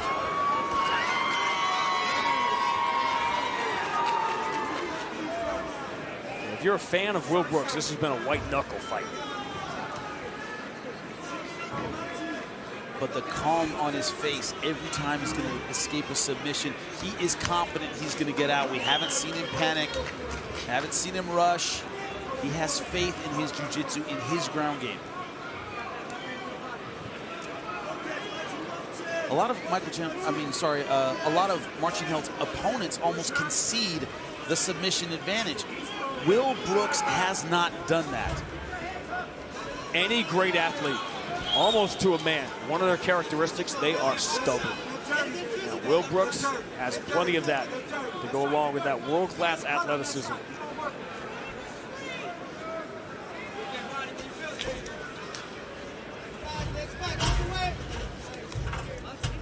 And those of you that have been on the internet last couple hours, you know it is starting to blow up. We had one announcement. We have a major announcement still to come. Not to mention another world title fight.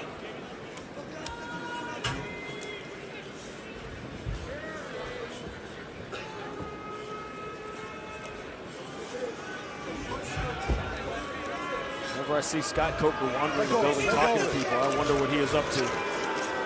He can talk Hillary into the Tea Party.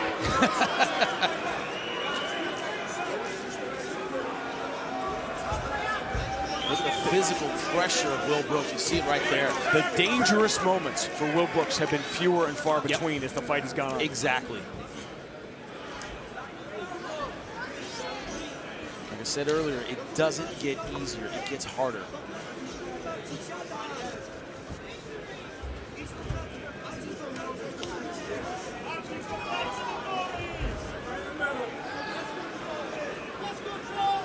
You see the price Marcin Held has paid for going for all these submissions.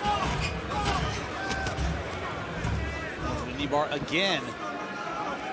Transition to the toe hold. That's the combo he loves, but he needs those feet separate, obviously. Yeah, exactly. Will Brooks has done such a good job of just kicking off with the other foot. Doing well, he's turning with everything he's got. And he can't lock his hands together. He has it now. He's in good position to finish this.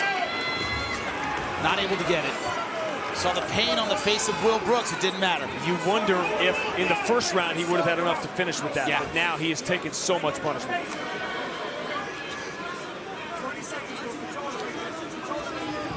Still, you have to ask yourself, why is Will Brooks down here at this point? He's confident, he thinks he's doing damage with his ground and pound, which he is. He's won another round. How will he approach round 5? Will he stay away, or will he continue to crawl into the dangerous area of Marcin Held? For 20 minutes, Will Brooks has stayed on the ground with the ultra-dangerous Marcin Held. Now, it feels as if he has this fight won, decision-wise. It feels like he has 3 rounds. If he's facing a knockout fighter, you try and stay away. Against a submission fighter, you try to keep it on your feet. Will he go that way? Will Brooks, in between rounds, though, said, rub my ankle to his corner man. A lot of torque on that ankle. Moved with the left with that toe hold. Marcin Held knows what he needs to do. Does he have the gas in the tank to do it? Nice right hand. Look at the ground and pound wipeout. Will Brooks threw the shoulder there too, and those numbers are no surprise, but think about the damage that does and what Marcin Held is feeling right now. Back to the ground. In cruise control at this point. He believes in his ground and pound. He doesn't want to make this a kickboxing match. He doesn't need the ground and pound anymore. He needs to escape. He's still in a very dangerous place.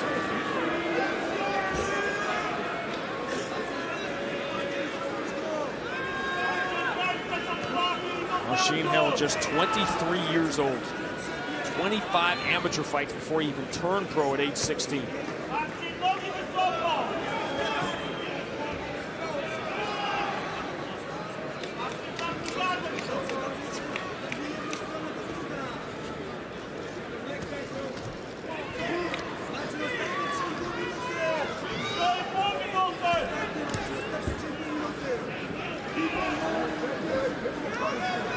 Marcin Held having fewer and fewer answers for the attack of ill Will Brooks. When you've taken this punishment, when you feel this fatigue, what is it that Marcin Held needs to do that he no longer can? What's the hardest? His mobility's gone. He was cutting angles a lot in the guard in the first couple of rounds. Now he's very square. His ability to move around, to cut angles, to set up the submission has severely diminished because of fatigue. You find yourself holding your opponent more. You can't angle your hips. You don't hold on to him as well. It's the setups that really fall apart. And a fraction of a second slow defending these shots here. Yep.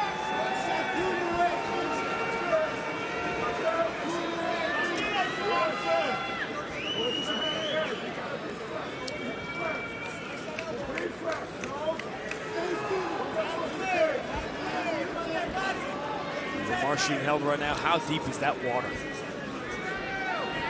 You can't see the sun anymore. That's how deep it is. And you have to. I mean, the only way I can say it is you have to see that I can win this fight. I can still pull this out. But the analogy really fits. It's like you're underwater. You can't see the sun anymore. You have to know it's there. You have to know you can still win. And only he knows if he believes that.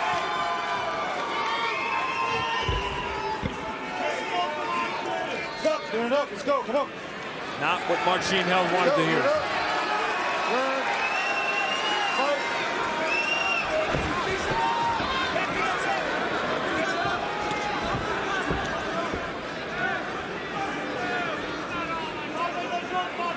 Will Brooks has been disinterested in range. And he's had it. He's landed some good punches. Marcin Held seems fatigued. His hands are very low. He's eaten a lot of shots. And yet Will Brooks, no interest in kickboxing.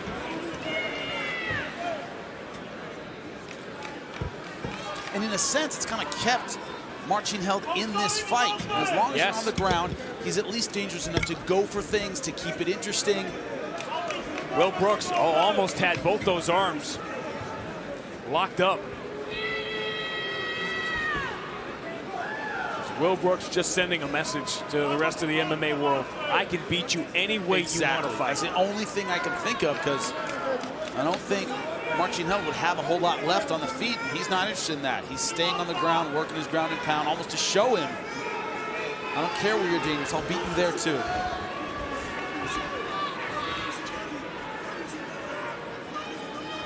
This has been a different kind of dominant performance from Will Brooks.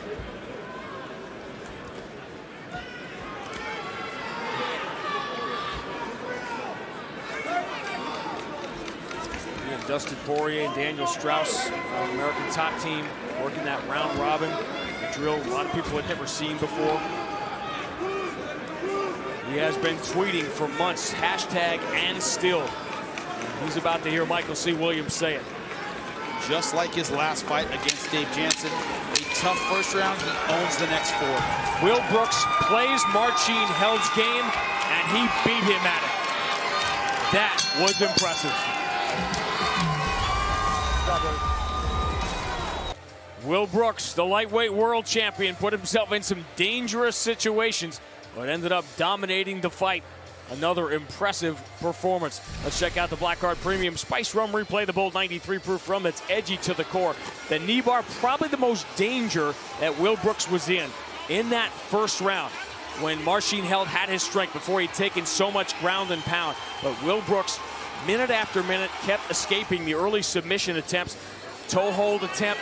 There was a heel hook attempt back in round number 2, but Will Brooks escaped time after time. It led its way to the ground and pound and another dominant performance. Let's hear the final word. Ladies and gentlemen, having gone the distance inside the Bellator cage, we'll go to your 3 cage-side judges. Your first judge, Travis Busking, sees the fight 50-45, while judges Robin Veal and Rob Francis both see it the same at 49-46, all for the winner by unanimous decision, and still Bellator lightweight world champion, Will Brooks.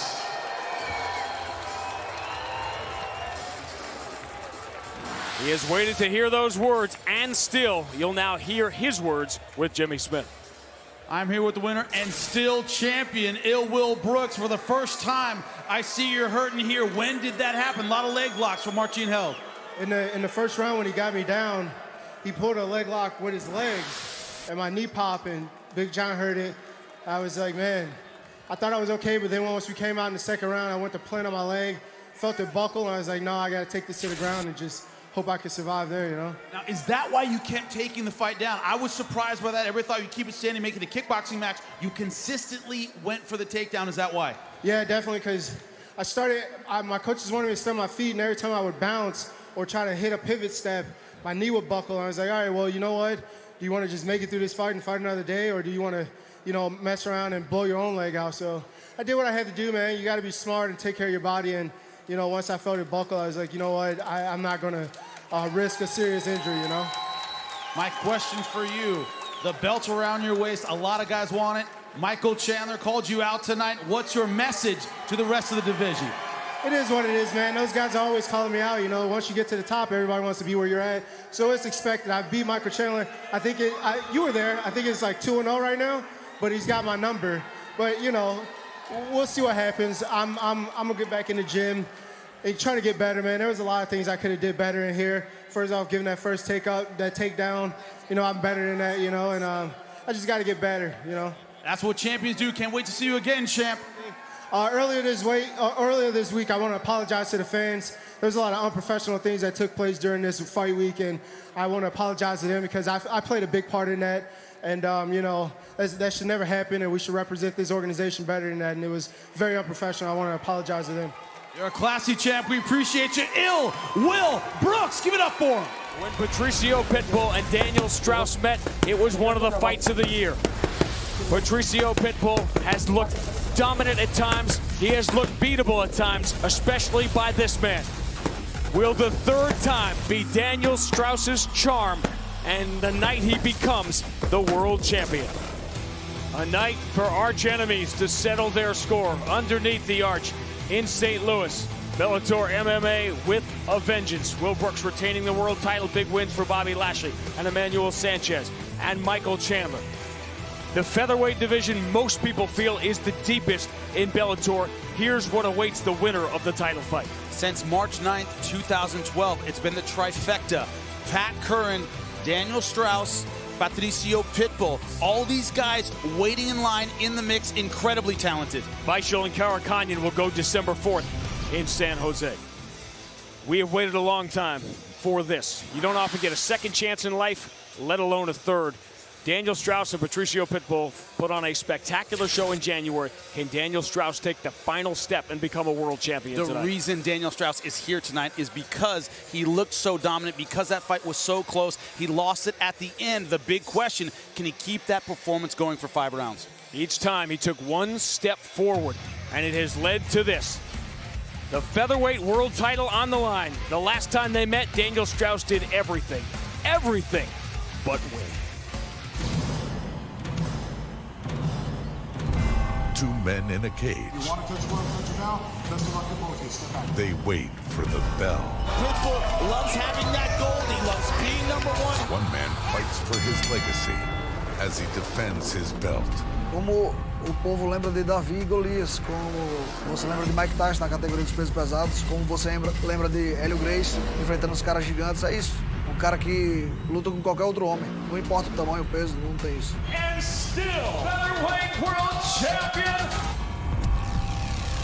The other fights for something much more primal.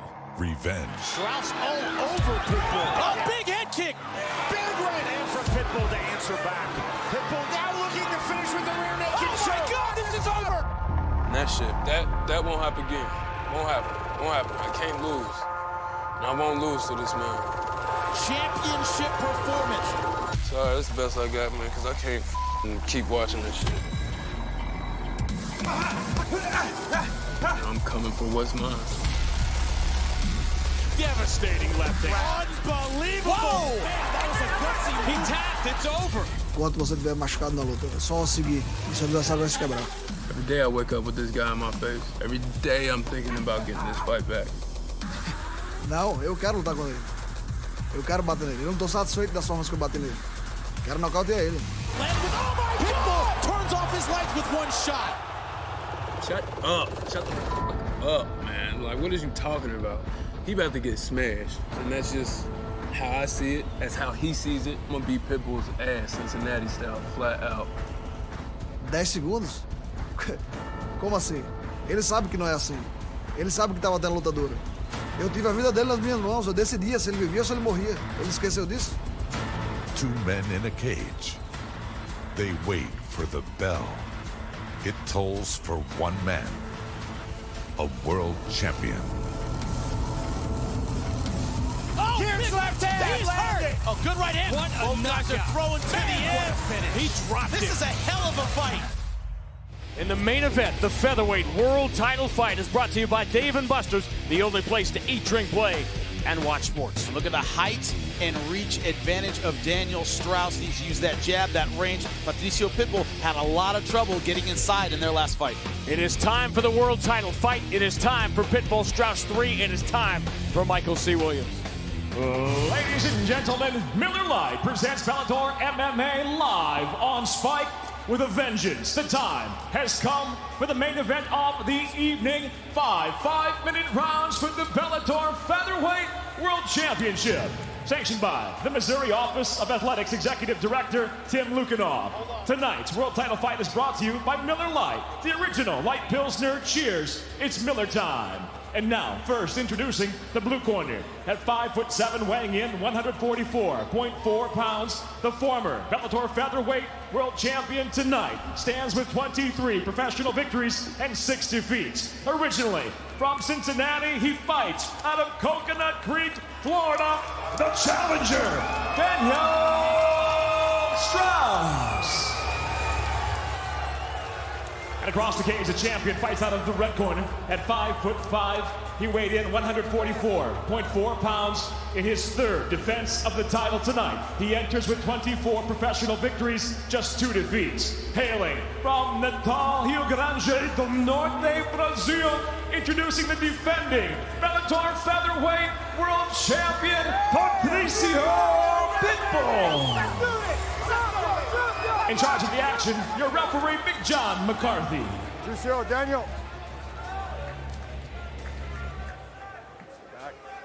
You know the rules in the back. Protect yourself at all times and obey my commands at all times. If you want to touch gloves, touch them now. Best of luck to both of you. John McCarthy was the man in the middle for the rematch in January. So many historic moments have happened directly in front of his eyes. Inside that cage, another one about to unfold. All right, here we go. You ready? You ready? Get it on. Fight Clock brought to you by Miller Lite, the original Pilsner cheers. It's Miller time.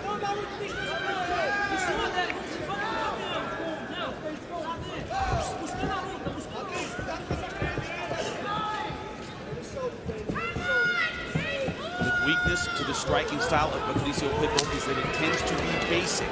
He relies on power punches, doesn't angle that much, doesn't throw a lot of kicks. Did he add new tools to his toolkit since their last fight? One of the great heavyweights of all time from St. Louis, Sonny Liston.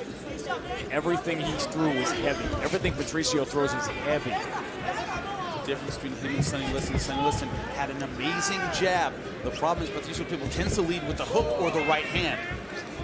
He tends to fight short, even for a short fighter. More a Mike Tyson than a Sonny Liston, for sure. Well, this guy's a lot of respect. That's what you get having fought twice. People don't talk much about the first meeting, but Patrício had his way. He dominated that fight. And Strauss was tentative in that fight. Didn't want to engage. It was an out-of-character fight for Daniel Straus. That was in May of 2011. Tournament final back in the tournament days.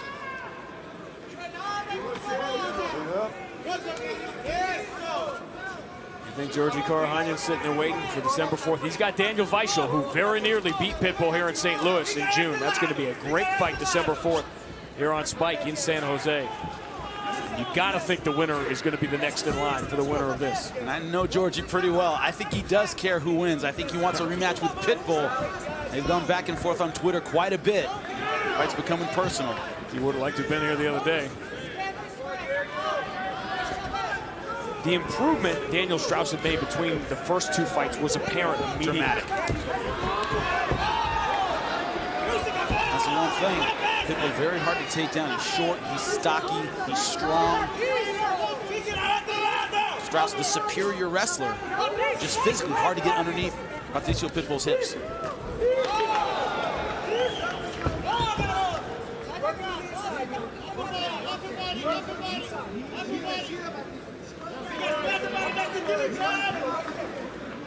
Patrício Pitbull had never taken damage the way he did in that second fight.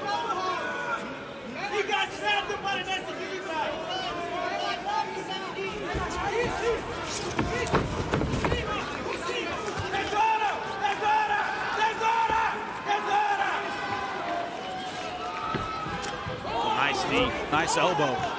Good short-range game. This is where Patrício Pitbull has the advantage, in close.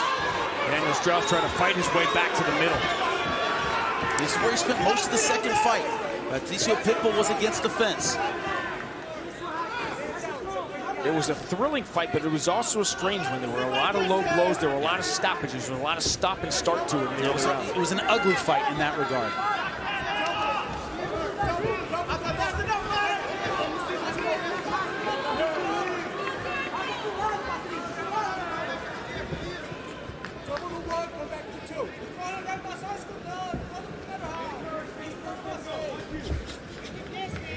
thinking about the opposite stances. Southpaw for Daniel Straus, orthodox for Patrício Pitbull, is the power punches are easier to throw. Generally all that Patrício Pitbull throws anyway. Daniel Straus leading to set that up. Oh, look at that jump knee. Keeping Patrício at bay, but he breaks into a big smile. There's a lot of respect here, too. I think he had Patrício Pitbull hurt there, but he didn't want to push it. I think he remembered what happened to Daniel Weichel. Everybody remembers what happened to Daniel Weichel. Patrício Pitbull was done in that fight. He was done. There was confusion, you may remember, at the end of the round as to whether the fight was over or just the round. Weichel picked up where he left off at the start of round 2, and then lightning struck. I talked to Daniel Weichel in the hotel after that fight. And what he told me is, Jimmy, I've never been hit like that in my entire life. Sparring, competing, never have I been dropped like that.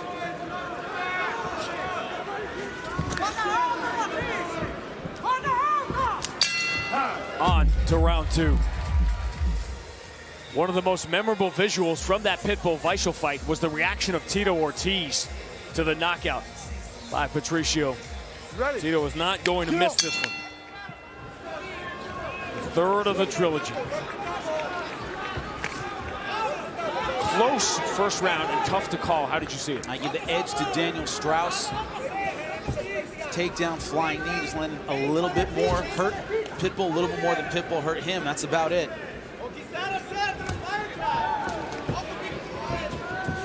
Fair or unfair, Daniel Straus, now when you think of him, you think of the fights he had won and then lost late, because it happened with Pat Curran as well, in addition to the second Patrício fight. The hardest label to shed, I think, in all of sports is choker, because you don't often get to a level where you get to prove you're not a choker. I mean, how many Super Bowls do you go to in an entire career? How many championship fights do you get? Not many. Buffalo Bills, 4 straight Super Bowls. All anyone remembers is that they didn't win them. The difference is that Daniel Straus has been the world champion. He's been there. Yep. It was in that second Pat Curran fight that he lost that title. What Conan Silveira told him in the corner was throw elbows against the fence. Throw elbows and get out. Rely on your short game. Don't throw punches with this guy whose arms are much shorter. Sound advice. Fighting, Conan Silveira generally does give sound advice. It's been a big night for American top team already. Bobby Lashley and Will Brooks.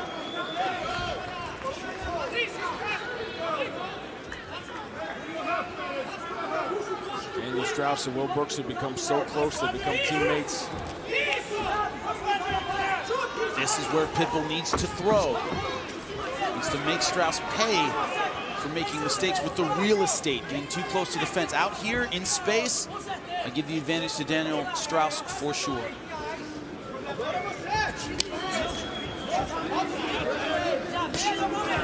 Oh my God! Left hand! Daniel Straus going for the finish. Pounding up Patrício Pitbull. This might be it. Can he survive? Over! Patrício Pitbull's never been finished, and look how he's trying to escape. Daniel Straus drops him on his head. The ground and pound continues. John McCarthy taking a very close look. An extraordinary sequence. I can't believe it. From a knockout to a submission, now back to the ground and pound. Pitbull trying so hard to stay in this fight. But he is rocked. So much time left in this round. When Weichel got him, there were 10 seconds left in the round. Pitbull's eyes are blank. He is not back in this fight. And now the moment has arrived for Daniel Straus. What he has not been able to do in the big moment, can he finish? He's going hard for the Kimura. Trying to lock up the left shoulder of Daniel Straus.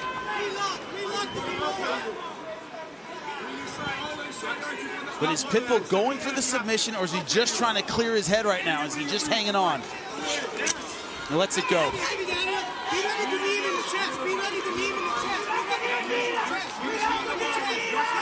Going hard for the guillotine.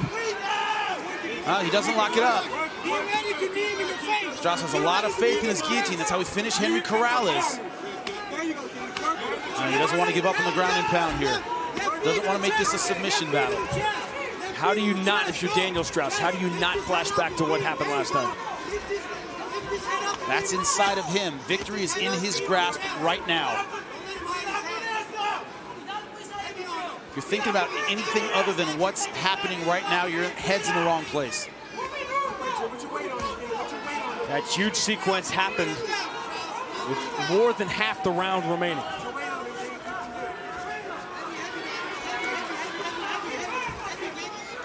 Remember, he can finish the guillotine. He has an excellent one.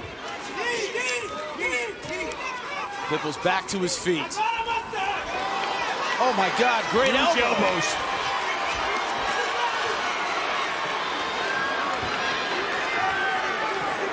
Can you believe the guts of Patrício Pitbull?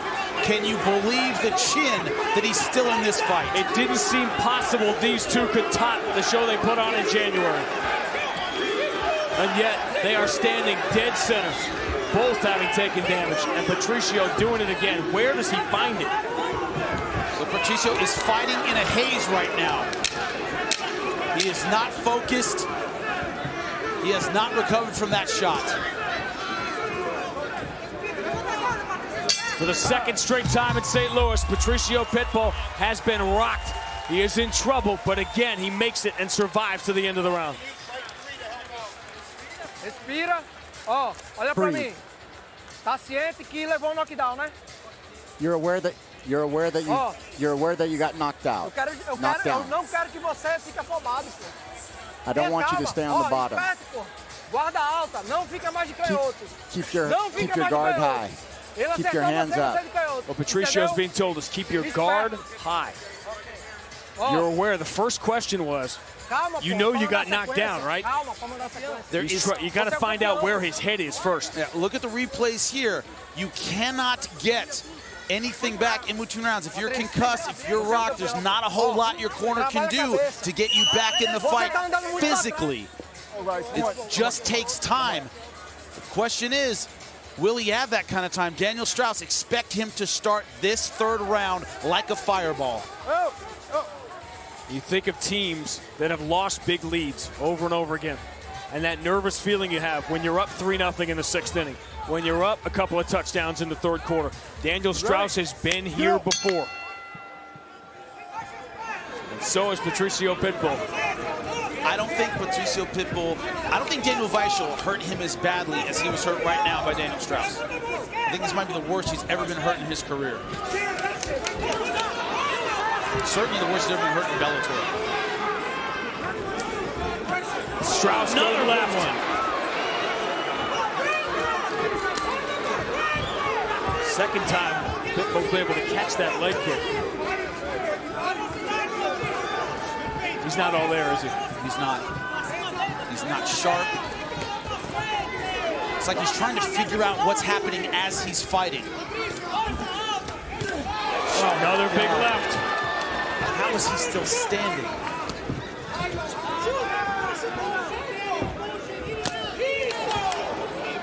This is what he did against Straus last time. It's what he did against Weichel. He gave himself a chance for another miracle comeback. Does he have a third one in it? People don't understand. He's got to be at least mildly concussed from these shots. It's like you're catching up. You're always trying to figure out what's happening. Short-term memory, a lot of times, is gone. You're just trying to figure out what's happening as you are fighting. You're fighting confused. That's what it looks like is happening with Patrício Pitbull. He's fighting in a haze right now, but that doesn't mean he isn't dangerous. Is it tempting to change your strategy when you've got the other guy hurt? It can be tempting, but don't expect Daniel Straus to do that.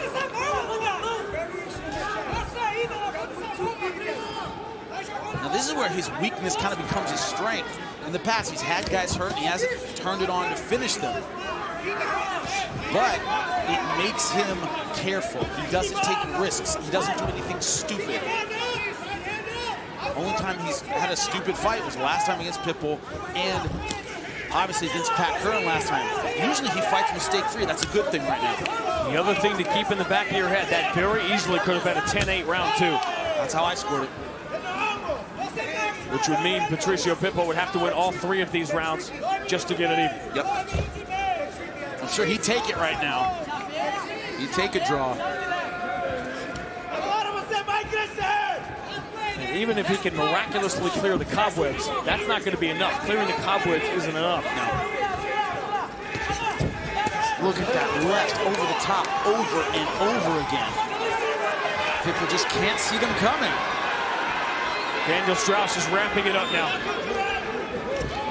He is being respectful of the knockout power of Pitbull. But see what he doesn't do. He doesn't make the mistake Weissel made. He doesn't stand in front of him and unload looking for the finish. He backs out and restarts. Pitbull's best shot since he got rocked.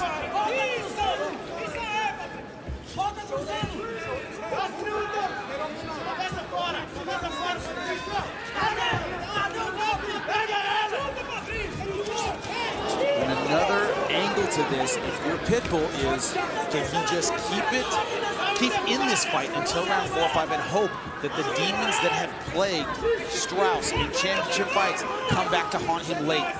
That's another thing as well.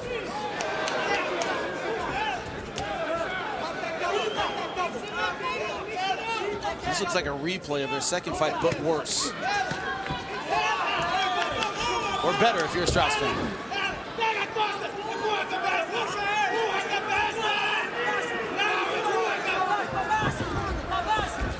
To finish the second fight, if you didn't see it, came on the ground. It was one mistake. Daniel Straus gave up his back, and a rear naked choke later, it was over. Watch your heads, watch your heads. Watch your heads when you come up. It was on purpose. Sorry. Fight.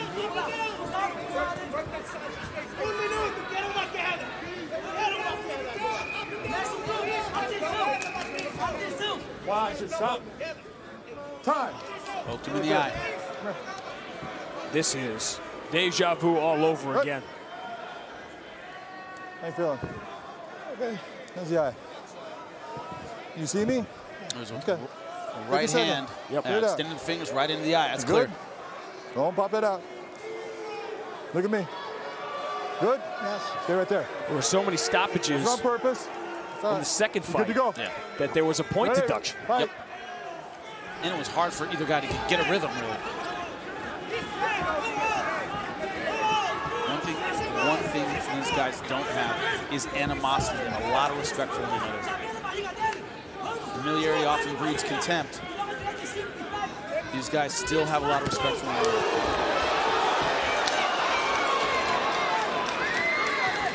And Daniel Straus has been smart here.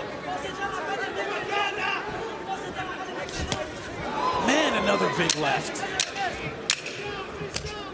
How many heavy shots can Pitbull take and keep coming forward?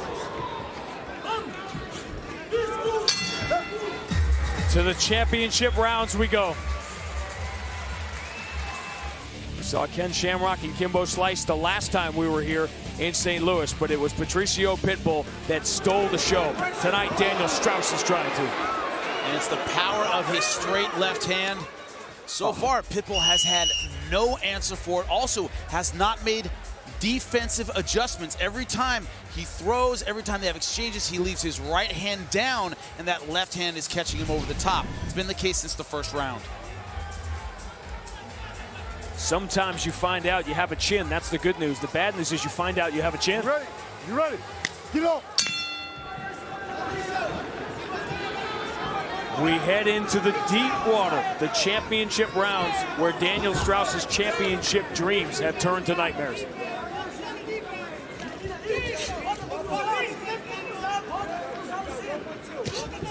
How do you see it through 3? Let me take a wild guess. 3 rounds to none for Daniel Straus. The second round, 10-8. Almost finished the fight, pure dominance.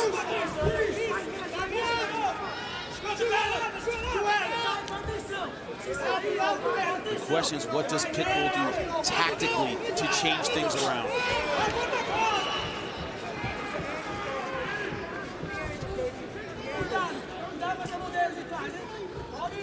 In June, in this cage here in St. Louis, Patrício Pitbull needed the one-punch knockout to save the fight.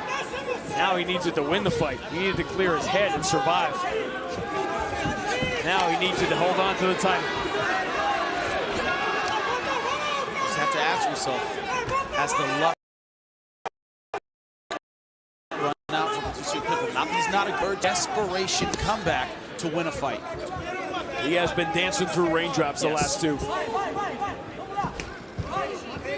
And tonight he is getting soaked.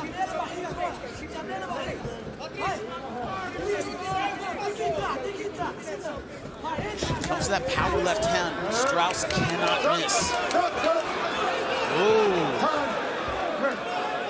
They clashed hits coming in, but Big John didn't say stop. Didn't. So Strauss almost leveled him, which would have been totally legal. You're not doing anything. You head clash. We both coming in. Okay, just be careful your head. Okay. You ready? Fight. Now, detractors, people who don't like Pitbull, say that he's a complainer. Calls a lot of fouls that may or may not happen. That's what the people don't like him. That's what they say.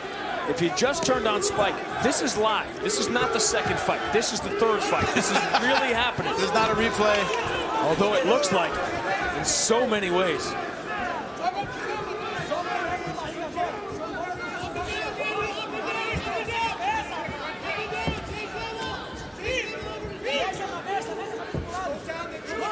Some people are comfortable leading a race, having that big lead. Some aren't. Daniel Straus has looked more and more comfortable. The evolution of Daniel Straus has been on display. First fight to second fight to third fight with Pitbull. He's just getting picked apart from the outside. He's answered back with some power shots, but mostly it's been at Daniel Straus's range. Nice right hand. Another big answers back. What do you have to do to Pitbull? He keeps coming forward.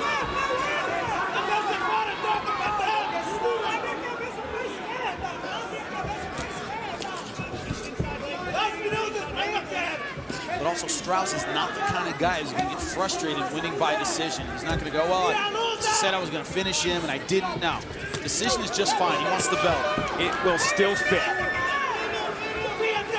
Uh-oh, shaking out that left hand. It's not a good sign. He's been throwing it so much. Pitbull has a forehead like a stone. It wouldn't surprise me if he hurt his hand. Led with an elbow there instead of coming across with it. And Straus might have hurt his hand. And now for the first time since getting rocked in round two, Patrício trying to move in, and now Daniel Straus wanted to go to the ground. This is what happened. Jab with the right hand and then a takedown. I think that left hand is hurt. Near side cradle. Trying to turn into a takedown. He's not going to get it. Nice spinning back fist. Almost got him with the elbow on that. See how the hand is open? He's not making a fist with his left hand. Whatever Patrício Pitbull has, he's going to unleash here. He cannot win this fight on the cards. It's not possible. That left hand hook was a slapping shot for Straus. He doesn't have faith in his left hand anymore. Pitbull's best sequence of the fight. Nice right hand.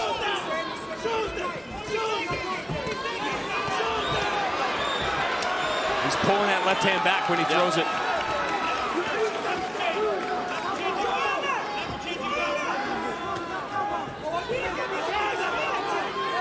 Still having a head in this round, though.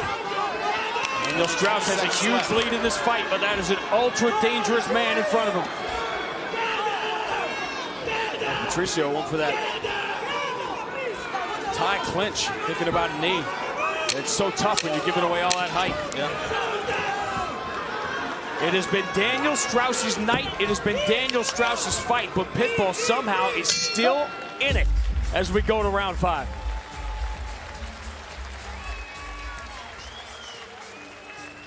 Breathe. Listen, you got 5 minutes for you to be a champion. You got to fight smart. Okay? Breathe again. Very good. Watch the left hand of Daniel Straus. That's the mind who's going to be a champion right there. We need to get 5 minutes. 5 minutes on him. Not let him breathe. Yeah, shakes it out after the left hook. Do you hear what I said? Do you hear what I say? You are the champion. Let's make sure. Let's do it right now. He hit the shoulder and then he hits him in the with the left. Pitbull blocks it with the right, and then he shakes it out. Either one of those punches could have hurt it. Put it up. Você está perdendo a luta. Tá escutando? Você tá escutando? Are you listening to me? Are you listening to me? E ataca Are you listening to me? Are you listening to what I'm telling you? Volta a mão alta, Fê. That is what Patrício Pitbull is hearing. That's what he's being told. That's what he's being asked. Go after it all the way back. I didn't think it was possible they could put on a better show than they did in January, but they have. I also don't know how Patrício Pitbull is still standing. Does he have another miracle comeback left in him? Or else we see the last 5 minutes of his title reign.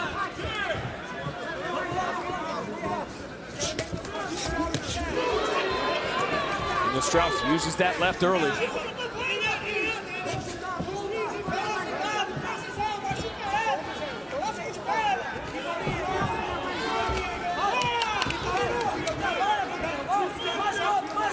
My scorecard, if Straus finishes this fight on his feet, he wins.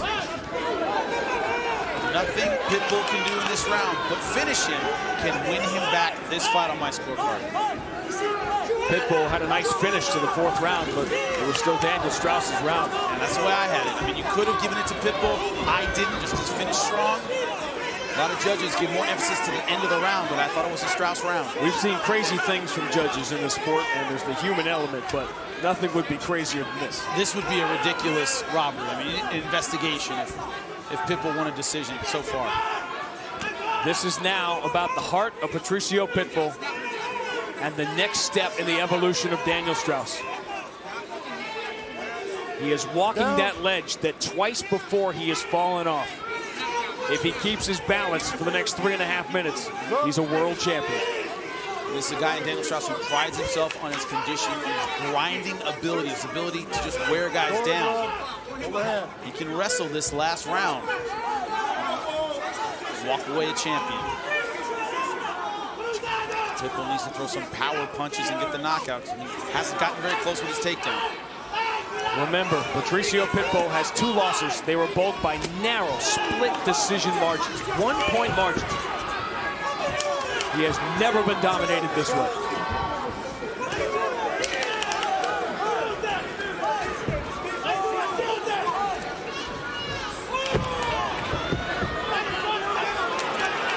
He is going for the back. Is Daniel Straus going to give him the back again? 2 minutes He's got left. it flattened. I do not believe what I am seeing. Is it possible it could happen again? Is it possible that Patrício Pitbull has another miracle comeback in him? Has one hook in now. He got the left hook out. 2 minutes left.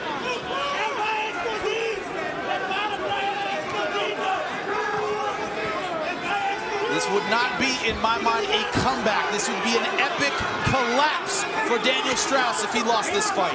Can he last the 2 minutes and exorcise the demons of the ones that got away?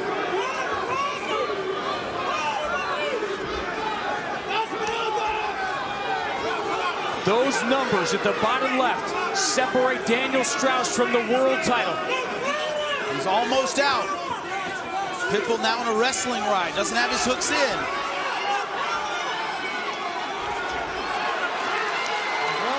And this time, can Daniel Straus escape? One hook in, trying to crank on the neck.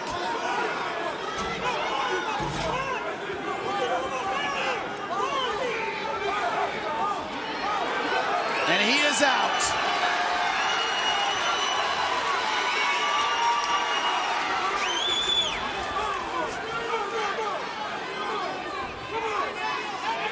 Daniel Straus has always had the skills of a champion. Tonight, the heart of one as well. Final minute. Spinning back fist, Pitbull looking for the desperation knockout.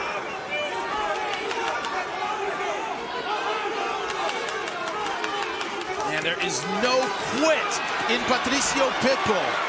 He is still fighting. This crowd now rising to its feet. And Daniel Straus, to his credit, is staying right in front of Pitbull.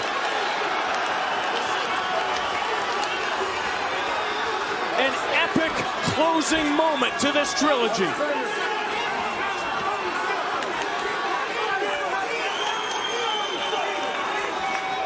Those few who are seated are on the edge of their seat, as they should be. The desperate world champion with the title slipping from his grasp.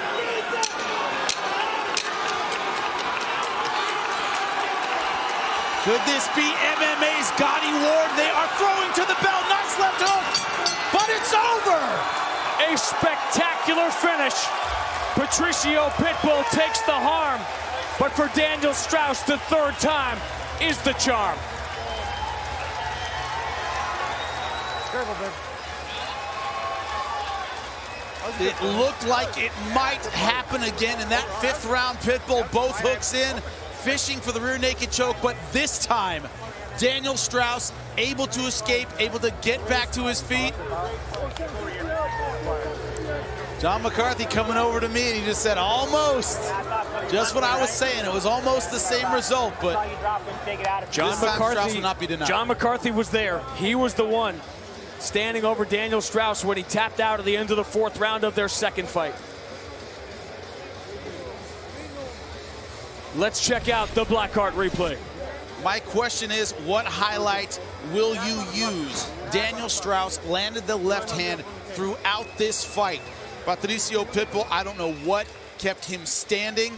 His heart, his guts, his championship will kept him in the fight, because this was a wipeout for Daniel Straus until that last round. And this is how it ended, folks. Toe-to-toe, throwing punches, neither guy backing down, neither guy circling out, neither guy playing defense. It couldn't end any other way. An epic moment in Bellator, an epic moment in the sport. The replay brought to you by Blackheart Premium Spice Rum, the bold 93 proof rum that's edgy to the core. We found out what was at the core of Daniel Straus. You see how close the strikes were, but the significant ones, the heavy damage was done by Daniel Straus. Yeah, that doesn't tell the story of the fight. How did you see it? Very simple. I gave the first 4 rounds to Daniel Straus. Second round, 10-8, a wipeout. A wipeout, 49-45 for Daniel Straus. I only gave Patrício Pitbull the last round, 10-9. Let's find out right now.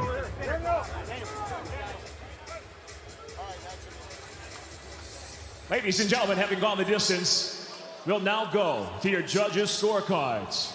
Your first judge at cage side, Justin Brown, scores the fight 49-46. While judges Rob Francis and Ross Swanberg both see the fight the same, 48-47. They all see it for the winner by unanimous decision.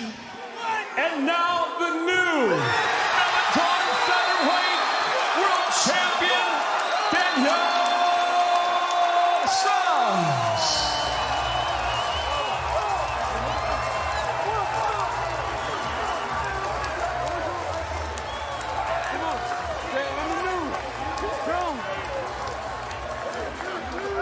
That was more than 1,000 words.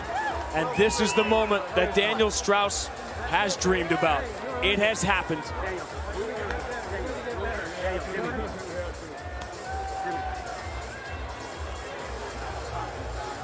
The new world champion, Daniel Straus, is with Jimmy Smith. Hey, give me some. Give me some. Who is Daddy gonna beat?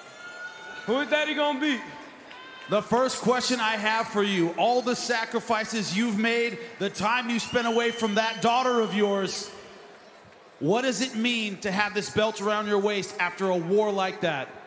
It means a lot, man. There's a lot of people out here that deserve this belt more than just me. I got family out here, I got coaches out here, I got fans out here that's been supporting me a long time. You feel me? I fought an extremely tough Patrício again. I'm sure he gonna want some get back. So, you know, I hear that Gotti fool wants some too. I'm gonna get back in the gym, get better, and I'm gonna whoop his ass. A fight you were dominating. Just like the second fight, First 4 rounds totally going your way. In round number 5, he gets both hooks in. What were you thinking at that moment? Let's play with him a little bit. No, I'm just playing. No, really, man, I worked really hard on my defense. I broke my hand in the first round. So it was really like my striking wasn't getting there. You know, I kept slipping on my takedowns. I knew when he had my back just to stay calm. There's a reason why I'm here. There's a reason why I've been working so hard. And not to go out like this, you know, my last 2 previous title fights. You know, and just compose myself. My coaches, they was out in the corner just telling me, calm down, breathe, get hair in control, work your way out. And I knew I'd do that. Well, I gotta say, congratulations to the new Bellator featherweight world champion, Daniel Straus, ladies and gentlemen. And when will we have Straus Pitbull 4? An extraordinary title run for Patrício Pitbull. It ends tonight in St. Louis. That is the new featherweight world champion.